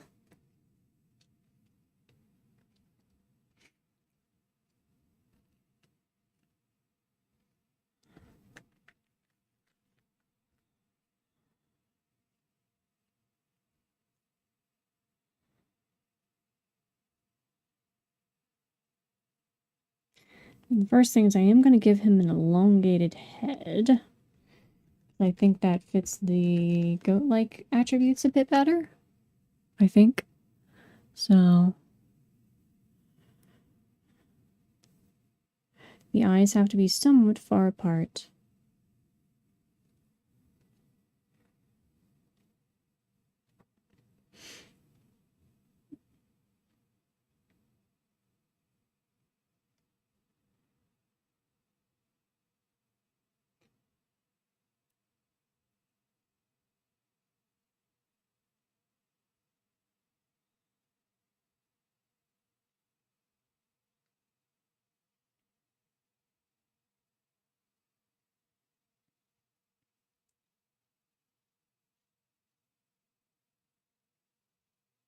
Okay, so then the eyes need to be here and here, somewhat far apart.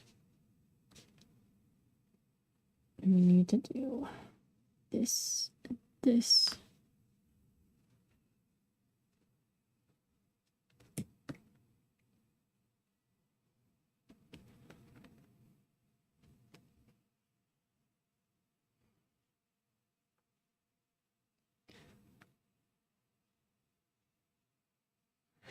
And we will give him a human nose right here.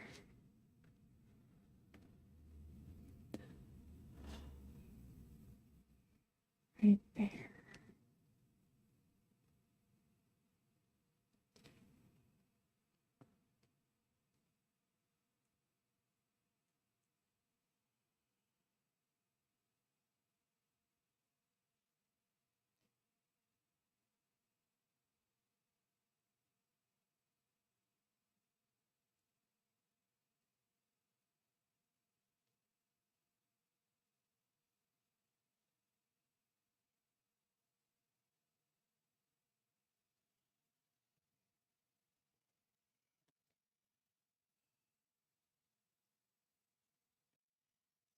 Give him a little bit more of a bridge on his nose. Trying to live up to the goat-like attributes, but I think a little more.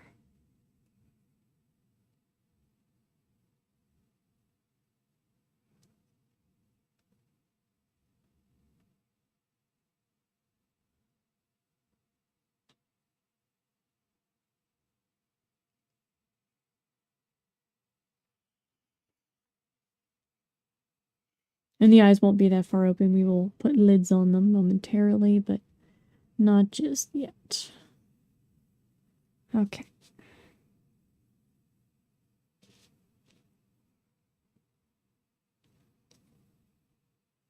A little bit of a harsher nose shape.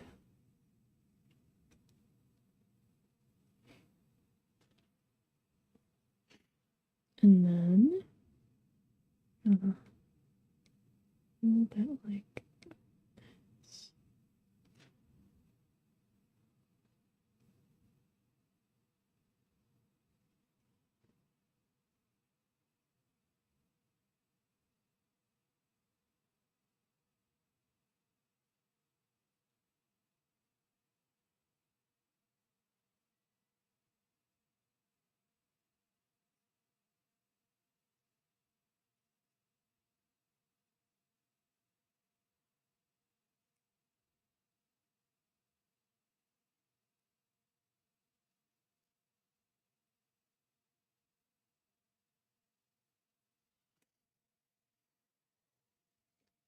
And then his mouth needs to be here.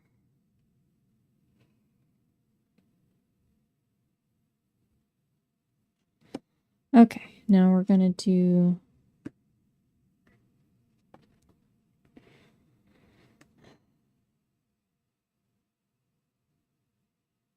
let's see. Let me just smooth this out a bit. Okay.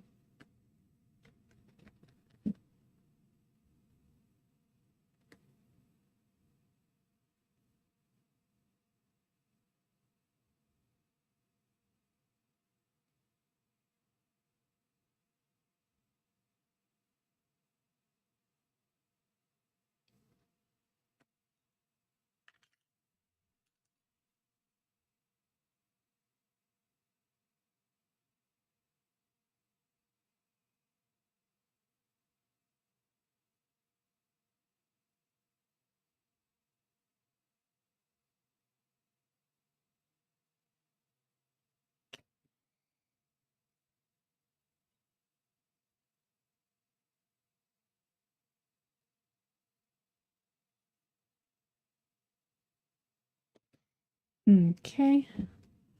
We're getting the face here.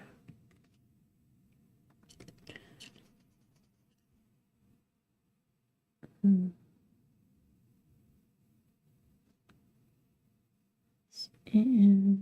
the other eyelid.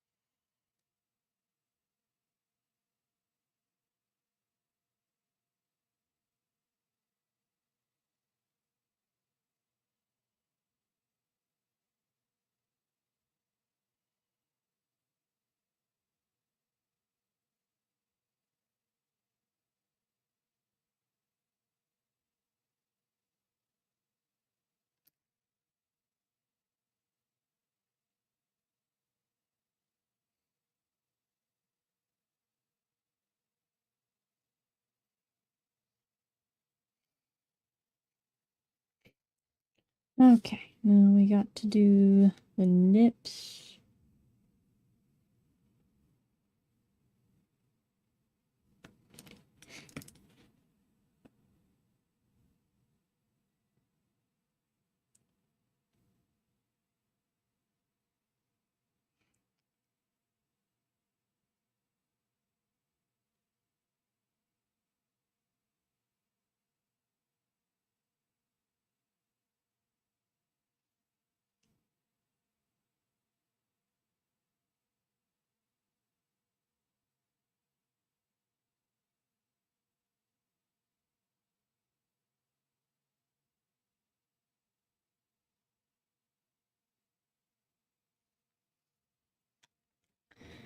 Which, to be fair, most of the lips are going to be covered because he's got a beard.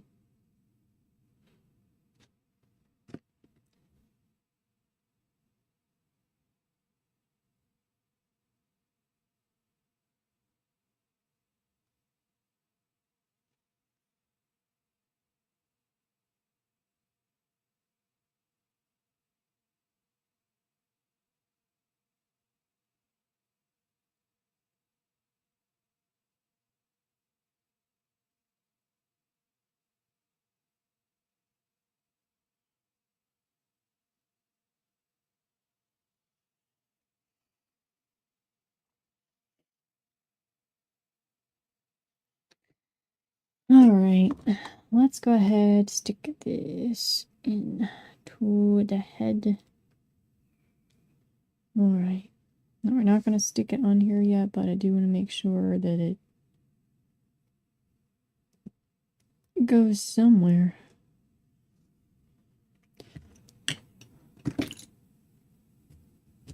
Alright. We're not going to do that, but yeah.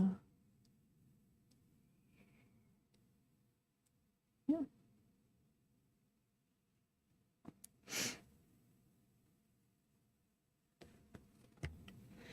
going to go ahead and sculpt a bit of the neck here.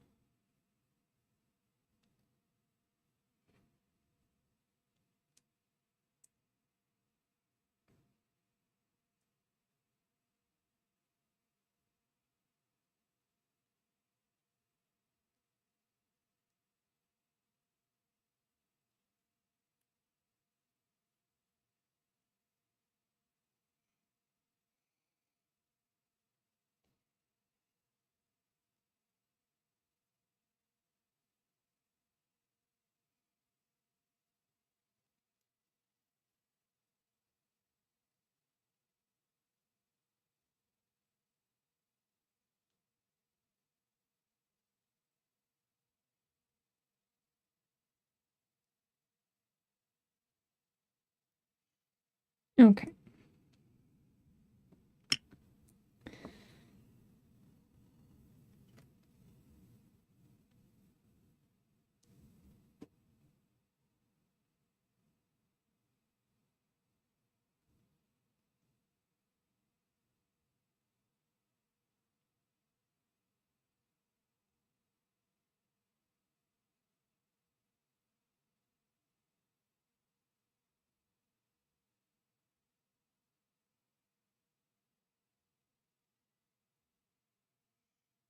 There we go.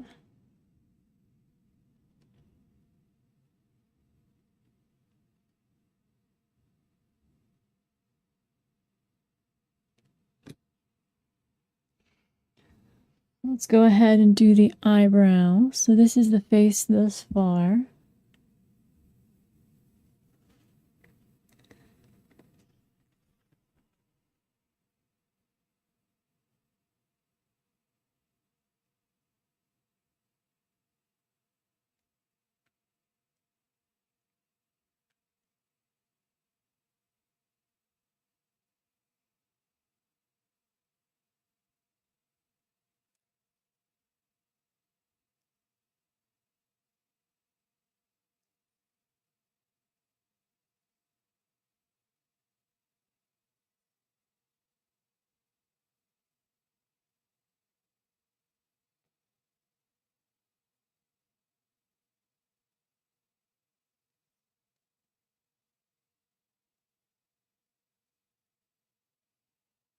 arch the eyebrows a little more.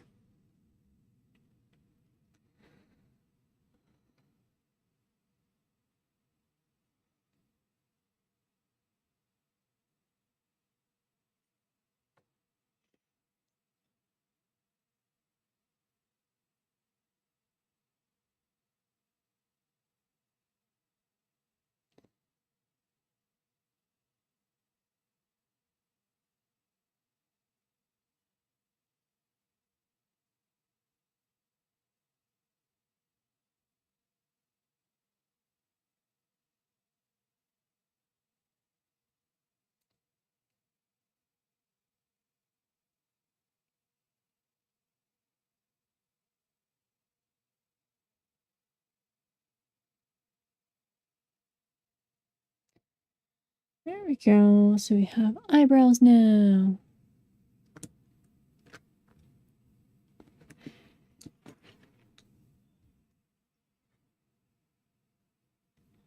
Alright, we'll give him a little bit of the mustache.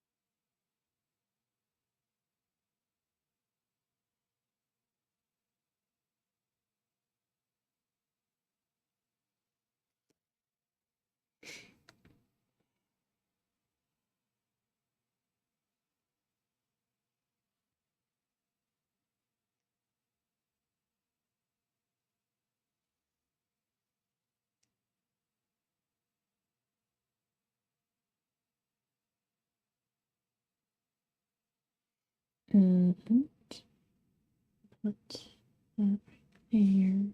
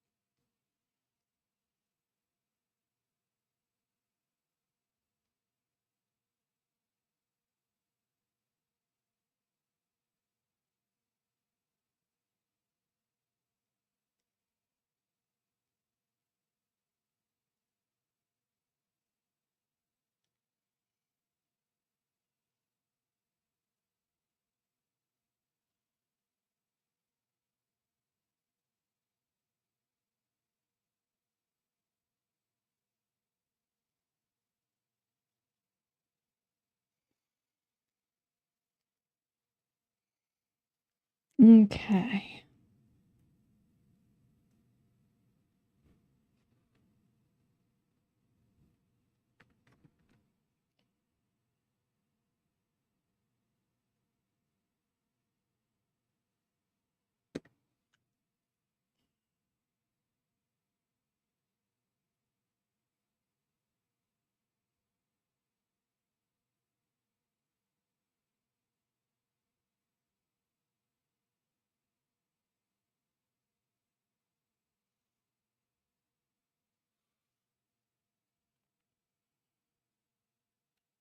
Okay. I think I should probably do the ears next.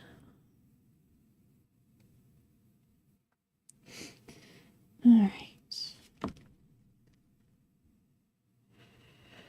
Oh.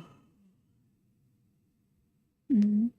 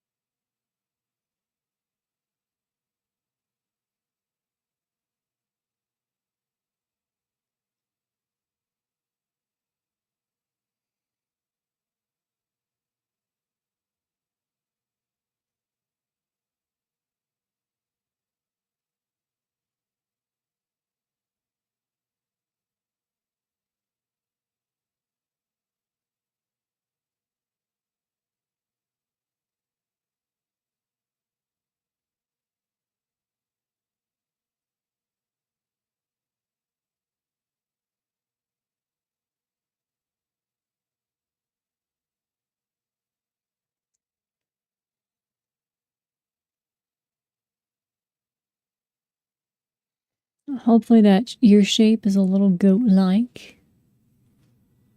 Okay.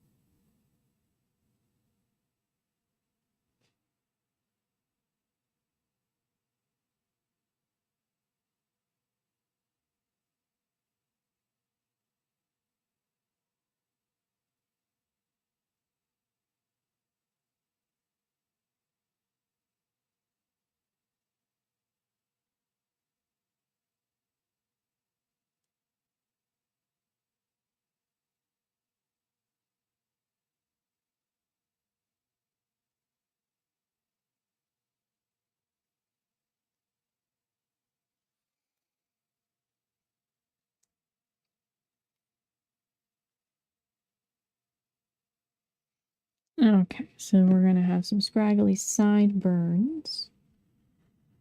And then we'll do the hair.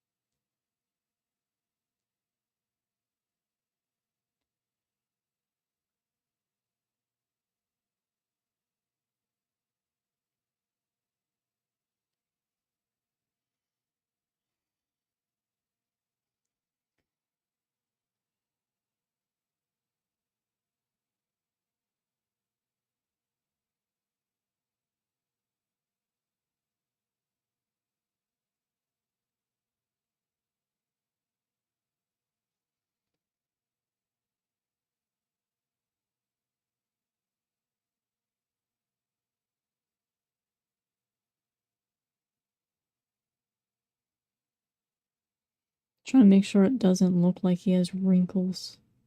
He is very young. He just has lots of facial hair. There we go. I know he looks like an old man, though.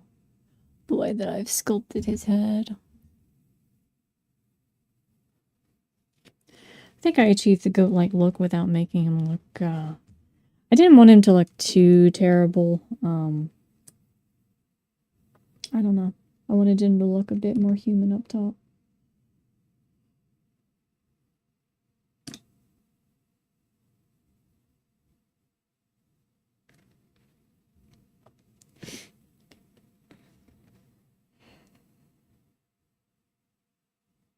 Okay. So, random pieces of hair. I think his hair was scraggly, so kind of all over the place is the implication.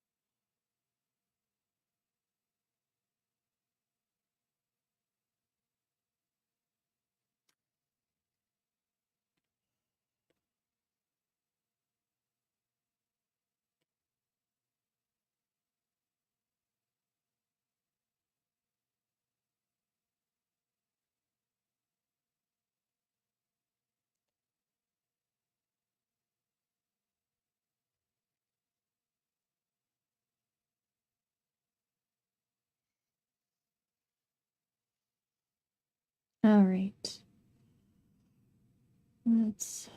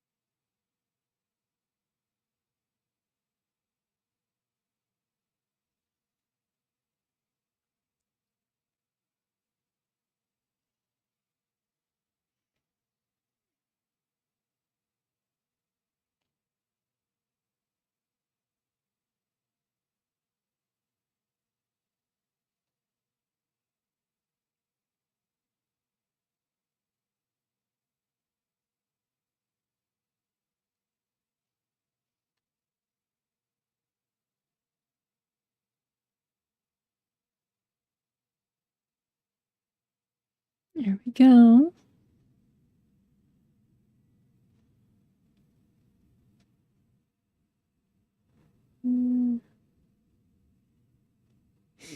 Yeah.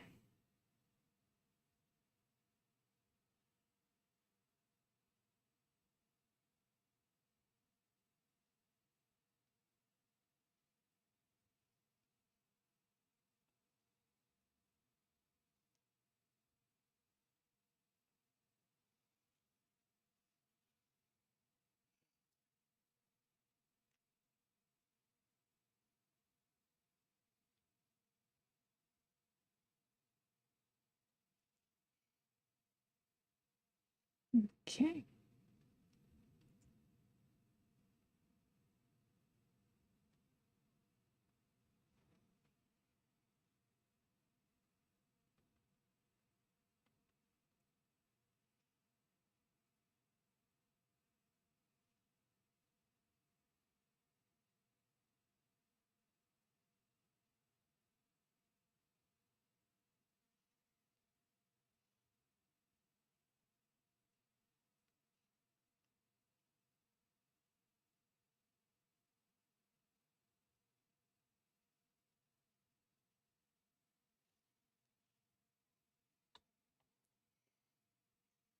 Okay, we're gonna go ahead and attach the head to the body.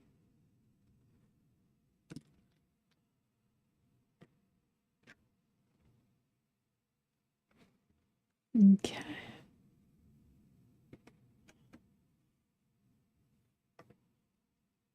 And then we might have to add some additional hair there to make it look a little better.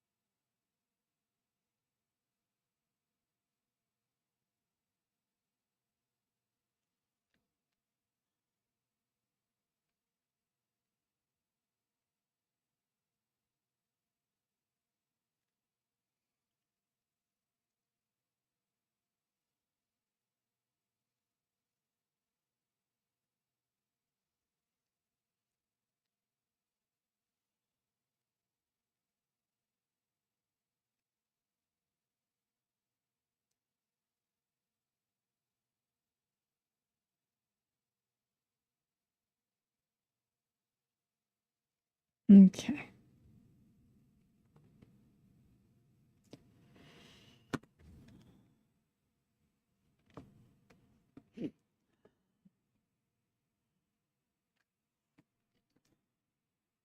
I apologize for taking this out of frame again. I kind of need to. I can see what the heck I'm doing.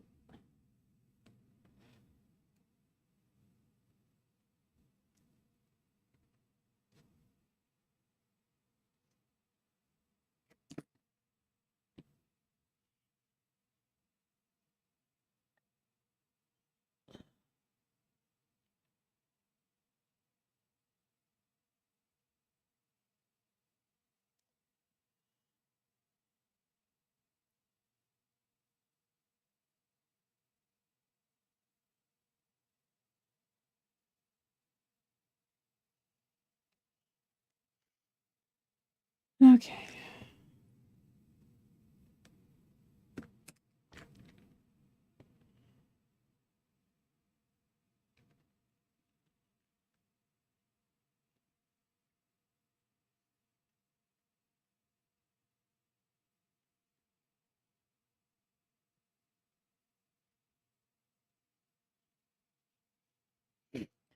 Okay.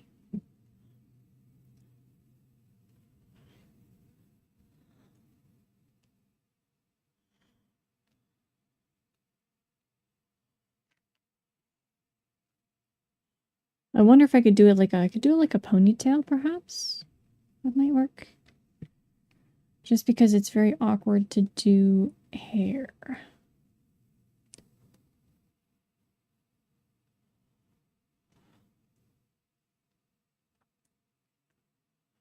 So I think I will do that. And I can just spread this out.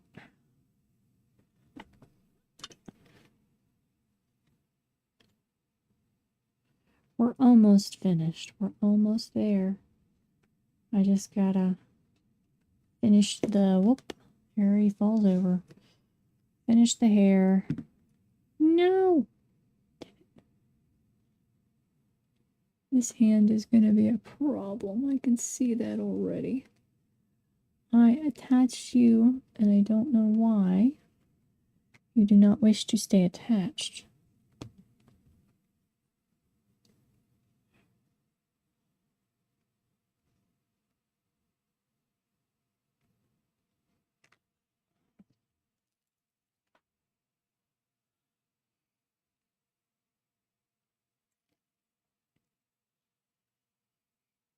And the other hand also does not want to stay attached for some reason. I mean, if they do fall off, I can certainly replace and fix them, but it's a pain and I'd rather not have to do that.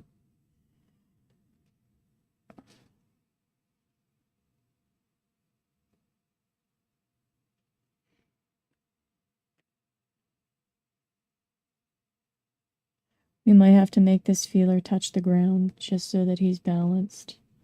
It's looking like that's the route we're going to have to go or he's not going to stand up properly. So, alright, so the tail's going to have to hit the ground.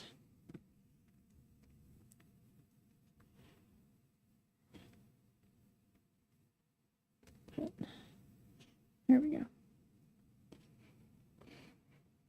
Oops, I just messed up the ponytail I was working on. Okay, focus. We can do this. We're almost dead.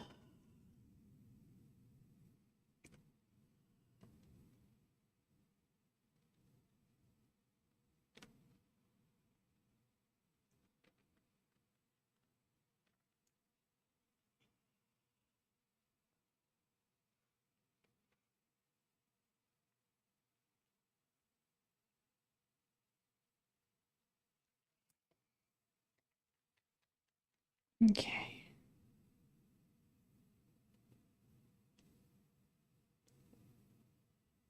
Let me see.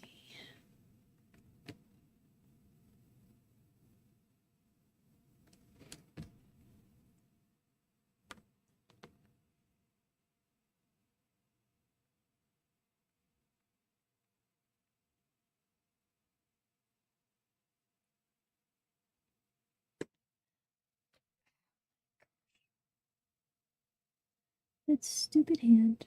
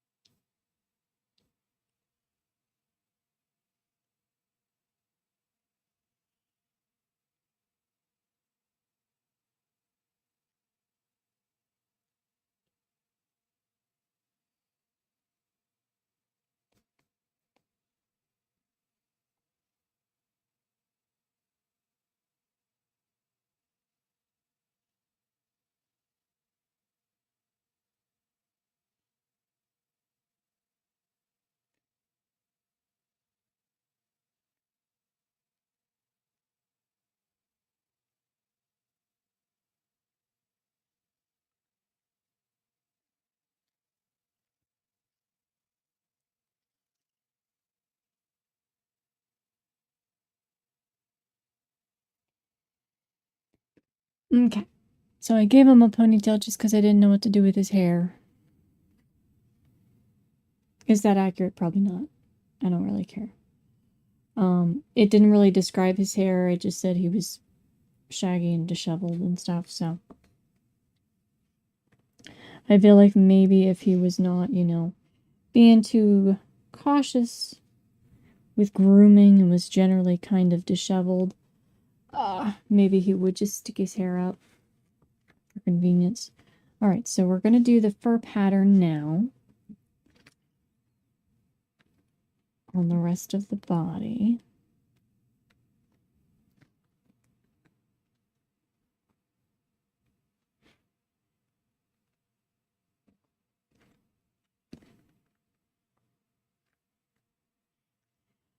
And we're leaning this back like this so that he will actually stand up. Alright.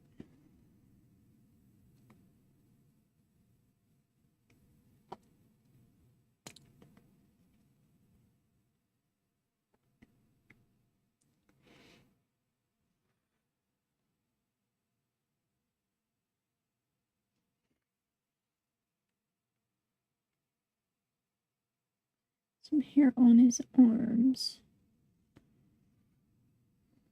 Okay, so now we're just going to do the fur pattern real quick. We're going to add the rings to the feeler tail thing.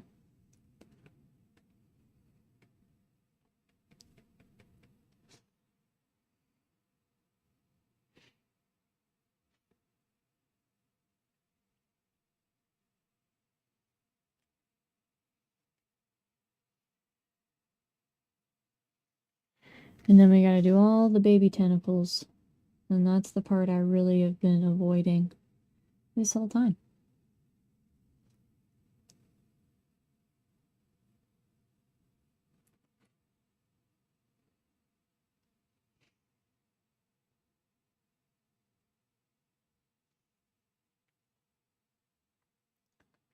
Okay.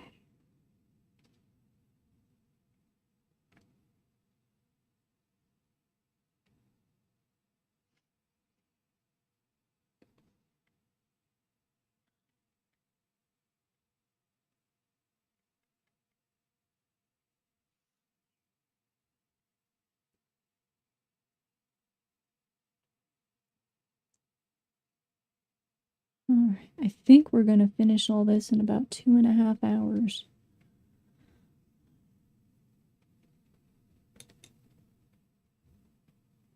Which is not bad.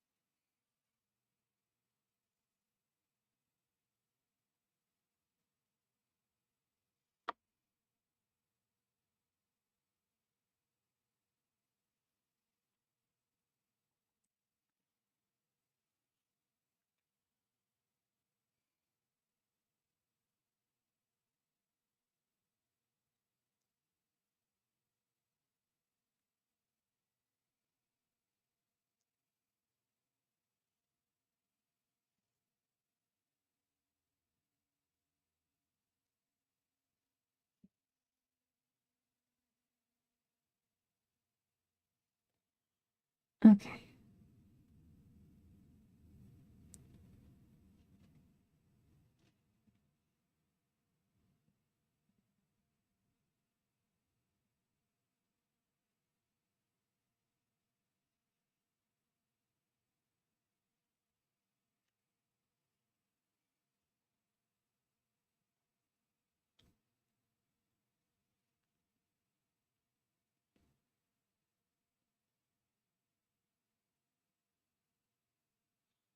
You're almost finished with the fur pattern.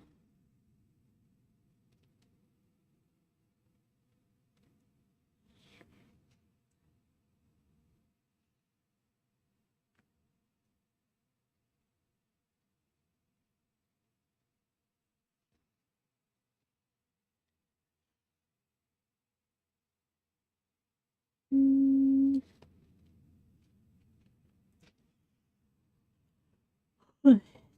Mm.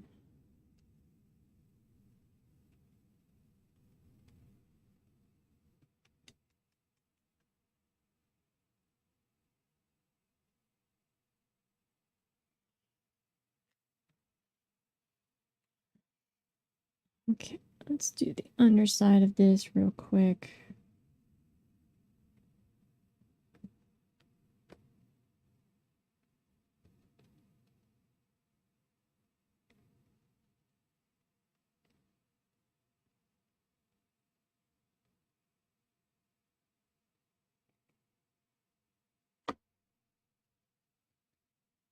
And his hand fell off again.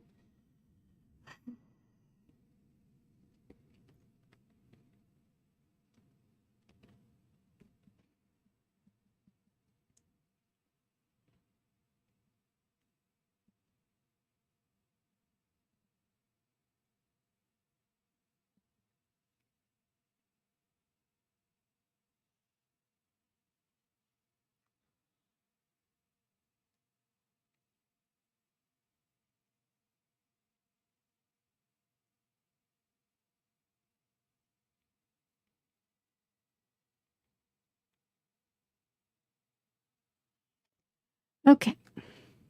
Now we've got all the furriness on the legs. And his hand is off yet again. I do not know why this hand hates me so much. It does not want to stay put.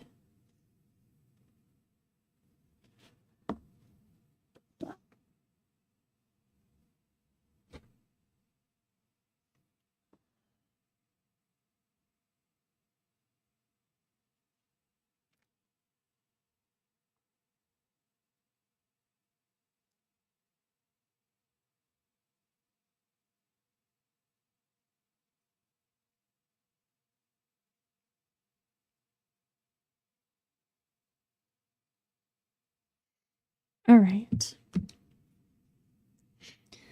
Let's do the rings on the feeler tail here.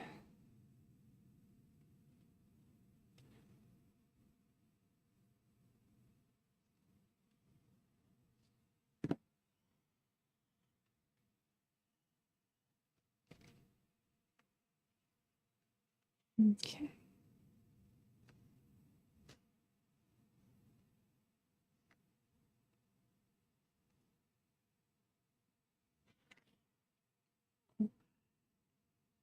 Rings all the way around.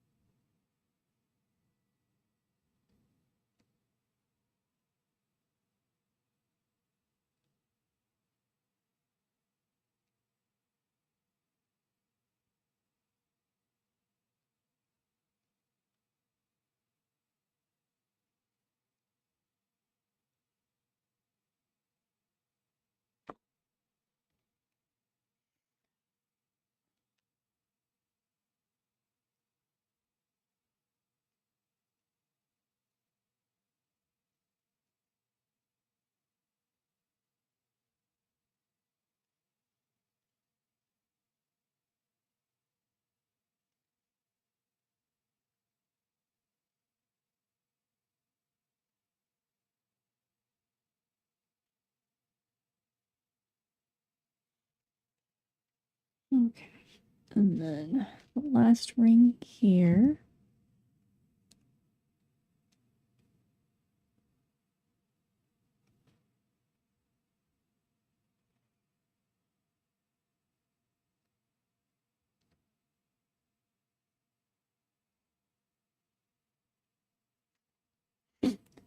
And then I think what we'll do is we'll do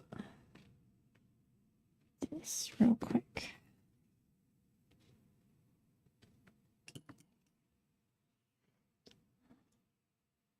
Poke a hole in it.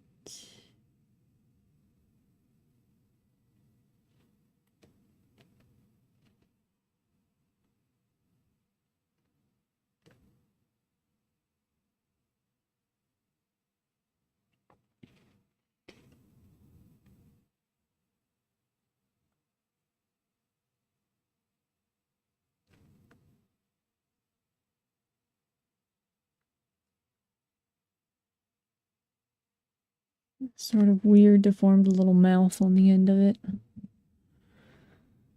Alright, now we make 1,000,000 tentacles. Well, only 20. We'll start with 10 and we'll see how that looks, and then we'll make the next ones if they should not potentially fit with there being so many.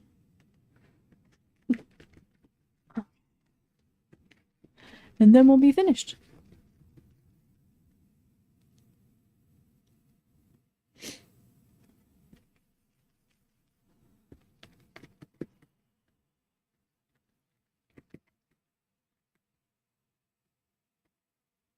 Actually,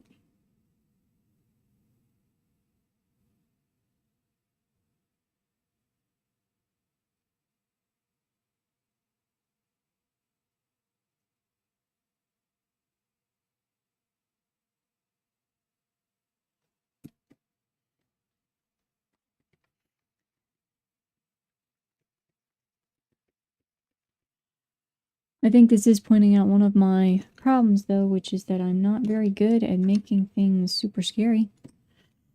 Because I think he just looks weird rather than scary. But I do think the coloration is going to help a lot with that.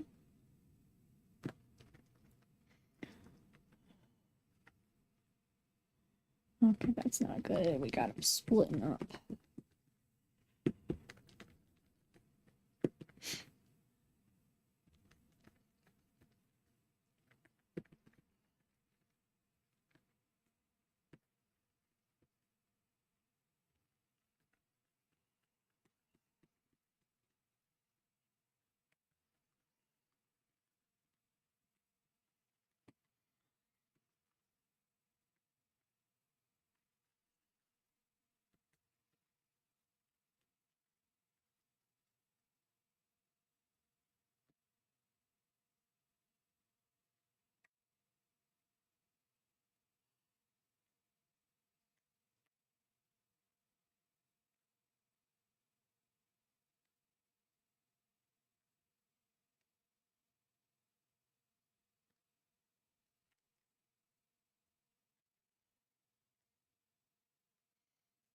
Okay. Yeah, we may only do 10 of these because I don't think 20 is gonna fit in his stomach.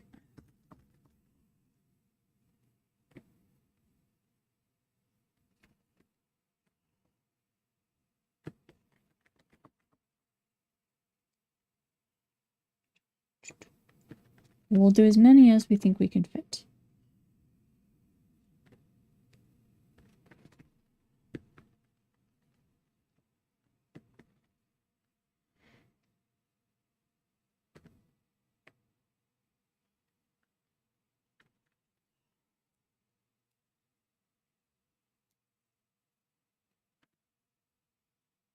Okay, so we're gonna deaden one end of this.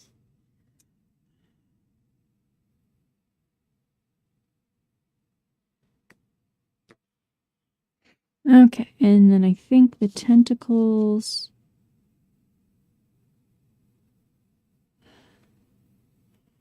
they're sucking mouths, so we're just going to do a little indentation on each one.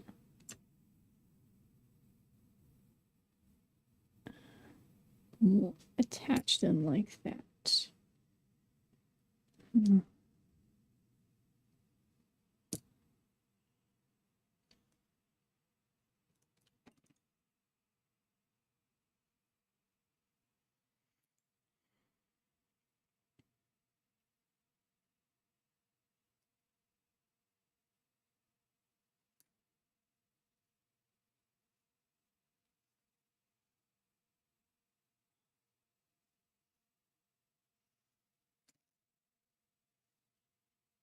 I have to be real careful with this because this is going to be incredibly fragile.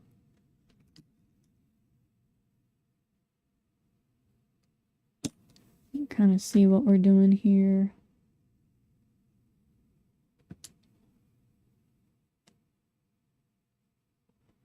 Some of these I will pin them against the body just to make it safer so that it doesn't break off.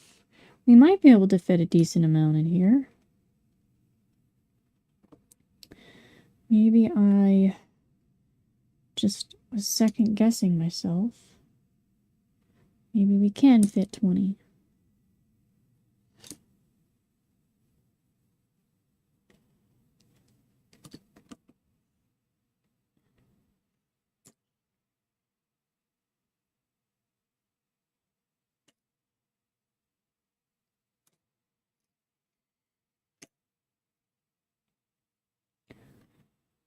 Okay.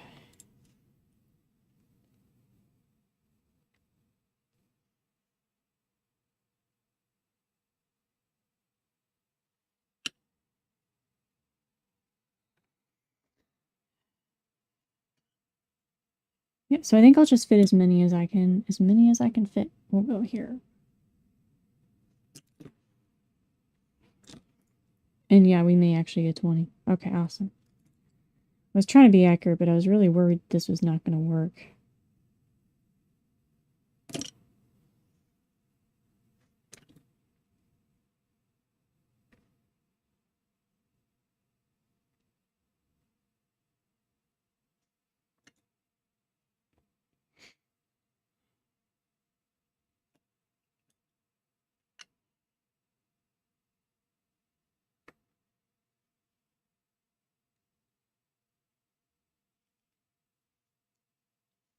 But if I can layer them on each other, that might give them some stability. Keep them from breaking off. Alright, we gotta roll up more tentacles.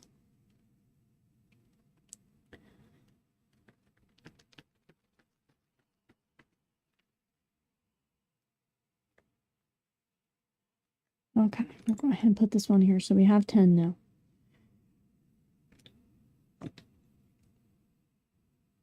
We have reached 10.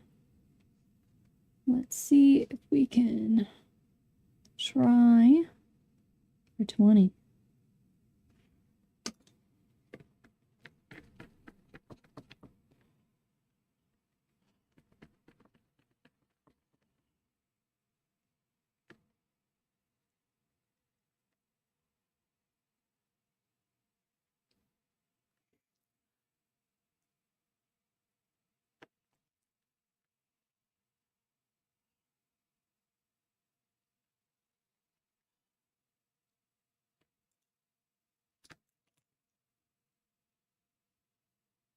Yeah, 1, 2,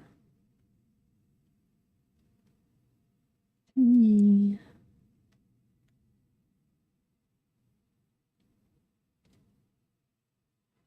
4.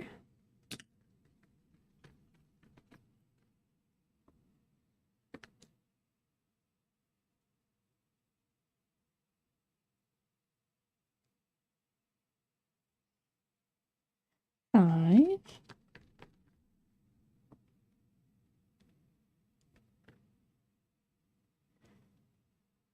Okay, I figure they probably weren't counting tentacles, so he was probably just estimating when he looked at the Wilbur dying on the ground. So there probably wasn't even exactly 20. I'm going to justify it that way.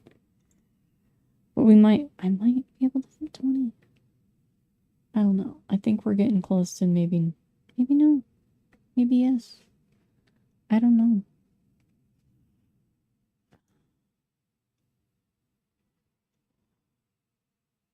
Okay.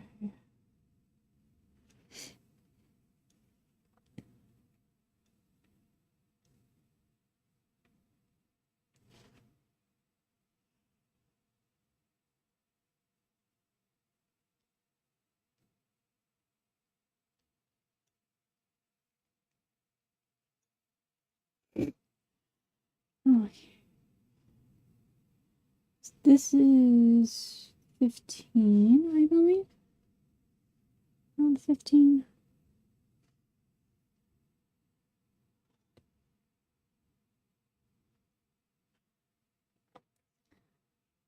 Okay. Oh, we may actually get 20. Alright. Let's get a little more clay here.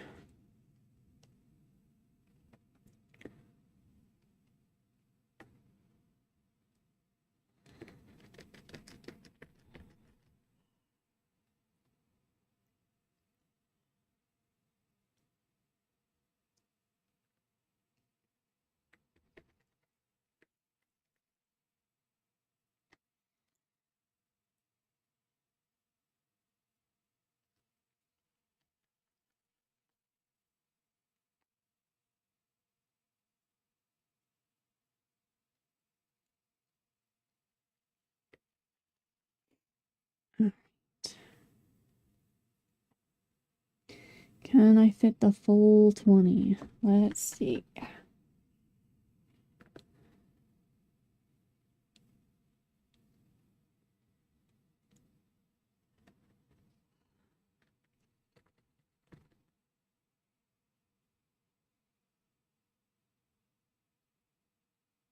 Okay. Put this one here.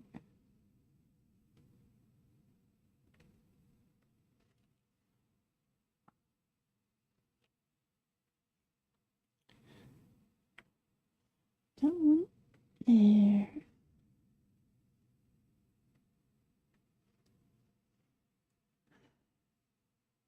Here.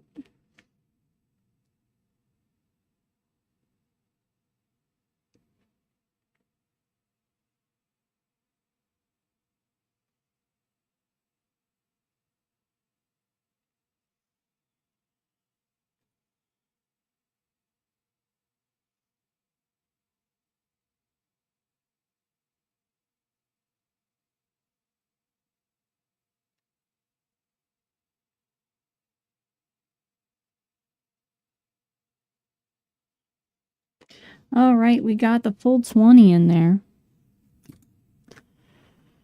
So,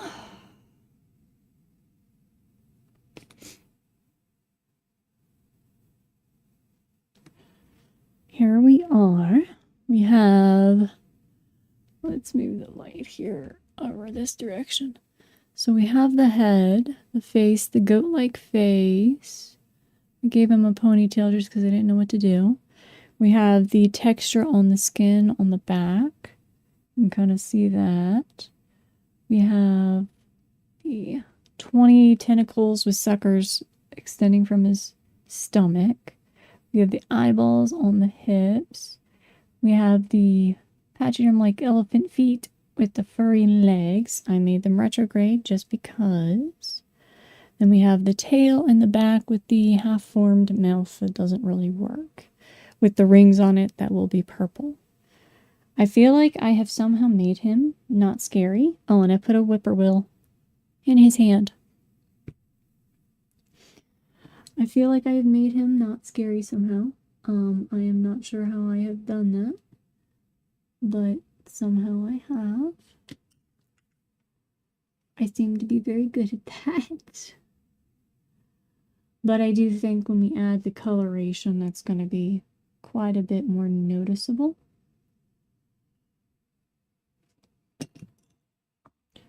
And I think that'll bring back the oddity a bit more that I lost a little bit. But we are finished for tonight. I think he's pretty good for tonight. We will be painting either tomorrow or next week. It depends on how I feel. We'll see. Because I do want to do Dead Hands since it was kind of tied between TikTok and YouTube wanting those. But for now, this is Wilbur Whately. And if you watch this video, I greatly appreciate it. If you have other things you'd like to see me sculpt, creepy, cute, SCPs, mythology, cryptids, always comment. I will do most of them. But thank you so much for watching, and I hope you have a lovely night.